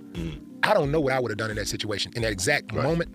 I don't know exactly what I would have done if I was Will or Chris. Right. I don't know. Well, I mean, I agree with you because this is you had an event that's like you didn't know what to do for a minute. Yeah. This has been nationally broadcasted. Right. But I do know if somebody would have slapped me, I don't care, man, I could be in heaven getting ready to go through the gate. Right. If somebody slapped me, their ass, I'm finna get dead on their ass, bro, and I'm gonna be on them. He said I could be in heaven getting ready to go through the gate. That's wild. That's wild. That's wild. So you know how you have to try to claw a German Shepherd off somebody and they biting? It's gonna be like that. I think that the shock was such of a shock. I think it just threw everything off. It totally threw me off because I thought it was fake. I thought it was fake. Will, I like Will. You know what I'm saying? Will has always been a good dude, and Will has put the work in, and Chris has too. These guys have, these guys, they're on a different level. Right. And so you might expect, one of the new Instagram comedians or something to get into a squabble. Right. But you don't even expect, even people like you, you know what I'm saying, on your level, with your iconic status, nobody expects a Mark Curry to be fighting anywhere. Right. You know, You'll never see me fight. Use your... Yeah. You'll never see me. When you saw me on that tape in the lobby, you know, when they had me in the lobby. Colorado Springs. That's why I was calm because I knew if, as a black man, if I raised my voice in any type of way, they was going to use that. That's why I was calm. And if I needed to knock them motherfuckers out, 1-2, and you're toothless. Right. You know, so I wasn't worried about, I don't know if they had weapons. I was trying to be calm to de-escalate as a black man. Look at the situation that happened in Memphis. You know, you got to de-escalate. You got to, with all this, they want you to flinch. Put your arm back. They put you flinch. You flinch. Oh, that's it. You know, so I just try to be calm as an OG in these situations. I think you did a remarkable job in handling that situation. When it first happened, though, when it was happening to you, you've heard about all of these stories all over the country. But when it was happening to you, what are you feeling in that exact moment? You know, as a learned man, as a man who knows my history, as a man who knows how they gonna come at you, how they come at you, how they feel about you, how they think about you, then it was less impactful for me. I knew what was happening, so I knew the situation. That's why I turned the camera on. That's why I was calm. I knew what was going down. I said, let me, record this, just so they understand that this felt, to me, it felt like Jim Crow laws in the 50s, 60s, where a black man, not only does a black man ask if he's in this hotel, but the janitor felt that he had authority. Simone B's a lot of content of GovTech and gets so contract. Oh, Simone B's does a lot. Okay, Simone B. Never heard of Simone B's. Simone B's. Okay. GovTech and lifestyle. Interesting. All right, bet. To check me, bitch. I started to say, no, I don't have a room at this hotel, mother. I got a suite, bitch. But I didn't say that. You know, I just let them have their way because I know that if I would have said, goddamn, or anything, then I'm a black man cursing in the lobby, and they're gonna come a different way. Yeah. So that's why I was very calm, and it took a little bit of my masculinity out. It's like, oh man, I left the hotel. I went to a Motel 6 because they don't got lobbies. So I go to motels now. I don't stay in hotels. No, Jesus. But you know, I felt my humanity was being taken, but then I was also learned to understand, just chill, boy. Don't even flip off this. But it did affect me. It did affect me. To hit a janitor is asking me, where did the authority, where did he felt that he had the authority to jam me up? What, the janitor? So, you know, just let you know the state of America today. Who was that black guy who was co-signing for him? I don't know. What was his job? I don't know what his job was. They walked up on me, and they never identified themselves. They didn't have nothing. So I was like in a situation, all right, motherfucker, what's up? You know, I checked my exits. I see where they were. I saw who's gonna get it first. You know, and so they look like a cartoon to me. Look like Meth Man and his sidekick Wonder Boy or some shit. It might like a cartoon. There's some meth. Let's go, sidekick boy, and let's go arrest some people. Yeah. So it was a weird situation. I ended up leaving the hotel. You know, and so, you know, and the hotel never called me back. No, they never said they're sorry, never said nothing. And it's a black woman on the board. So it's just a race, and they have black owners of that hotel. You know, really? So yeah. They have, what's the name of that hotel? Was it the Wyndham? Something. Yeah, the Wyndham in Colorado Springs. Yeah. And it's, you know, I'll never go to Colorado Springs, but wait till Deion Sanders. If Mr. Cooper can't be in the lobby, wait till they see Prime. Demos out right now for the Switch. Oh, they have a demo out for the Switch? I got it for the PS5. Now I'm in the lobby. We can do it after. You know, I wish Deion all the best, but I know, bro. I got it, GC. Got the physical copy. Physical copy, Sony. So you can't ban me and I won't be able to play all my games that I purchased digitally. Digital fucking library. What a fucking joke. You know you don't have access to any of those digital library, right? Once you get terminated. You do understand that, right? You're practically like leasing these games. As crazy as that sounds, that's what you're practically doing. You're leasing these games. I know. Deion is a stand-up type dude. He can say what he feel. Right. He's a very vocal person. He's passionate. And a black man being all of that is not acceptable in the United States of America. From a particular segment of society, you get in that space and you do that, they're going to try to figure out a way to punish you. I think that if he wins, they will accept him.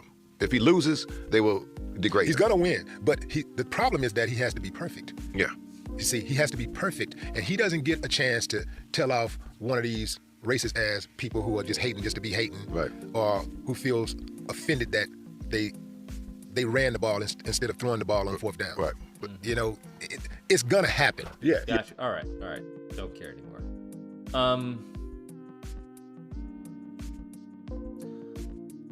I think that's gonna be it. I need to order food. Spider Combat, share. If you have not already supported the campaign, please do so. We're trying to make it. We got 3 weeks left, I think. 1, 2, yeah. We got 2.5. 2.5, y'all. 2.5. We can do it. We can definitely do it. Definitely do it. Anyways, I will return to play Prince of Persia because I've been dying to play that. No, I haven't seen Chevalier yet. Yeah, I'm playing it tonight. Let me get some food. Oh shit, I didn't even know it was 9:21. Damn, how long have we been streaming? 3 hours? Okay. I'm gonna get some pizza. Or not some pizza. Who said pizza? Somebody said pizzas. Somebody in the chat said, you getting pizza again? Oh, it was Rennie. I'm gonna get some food. Probably not pizza. And then I'll be back to play the Prince of Persia demo. Hopefully it's good. I saw the reviews. The reviews seem to be pretty solid. Anyways, everyone take care. Stay safe. Be amazing. I'll catch you all in a few. Adios.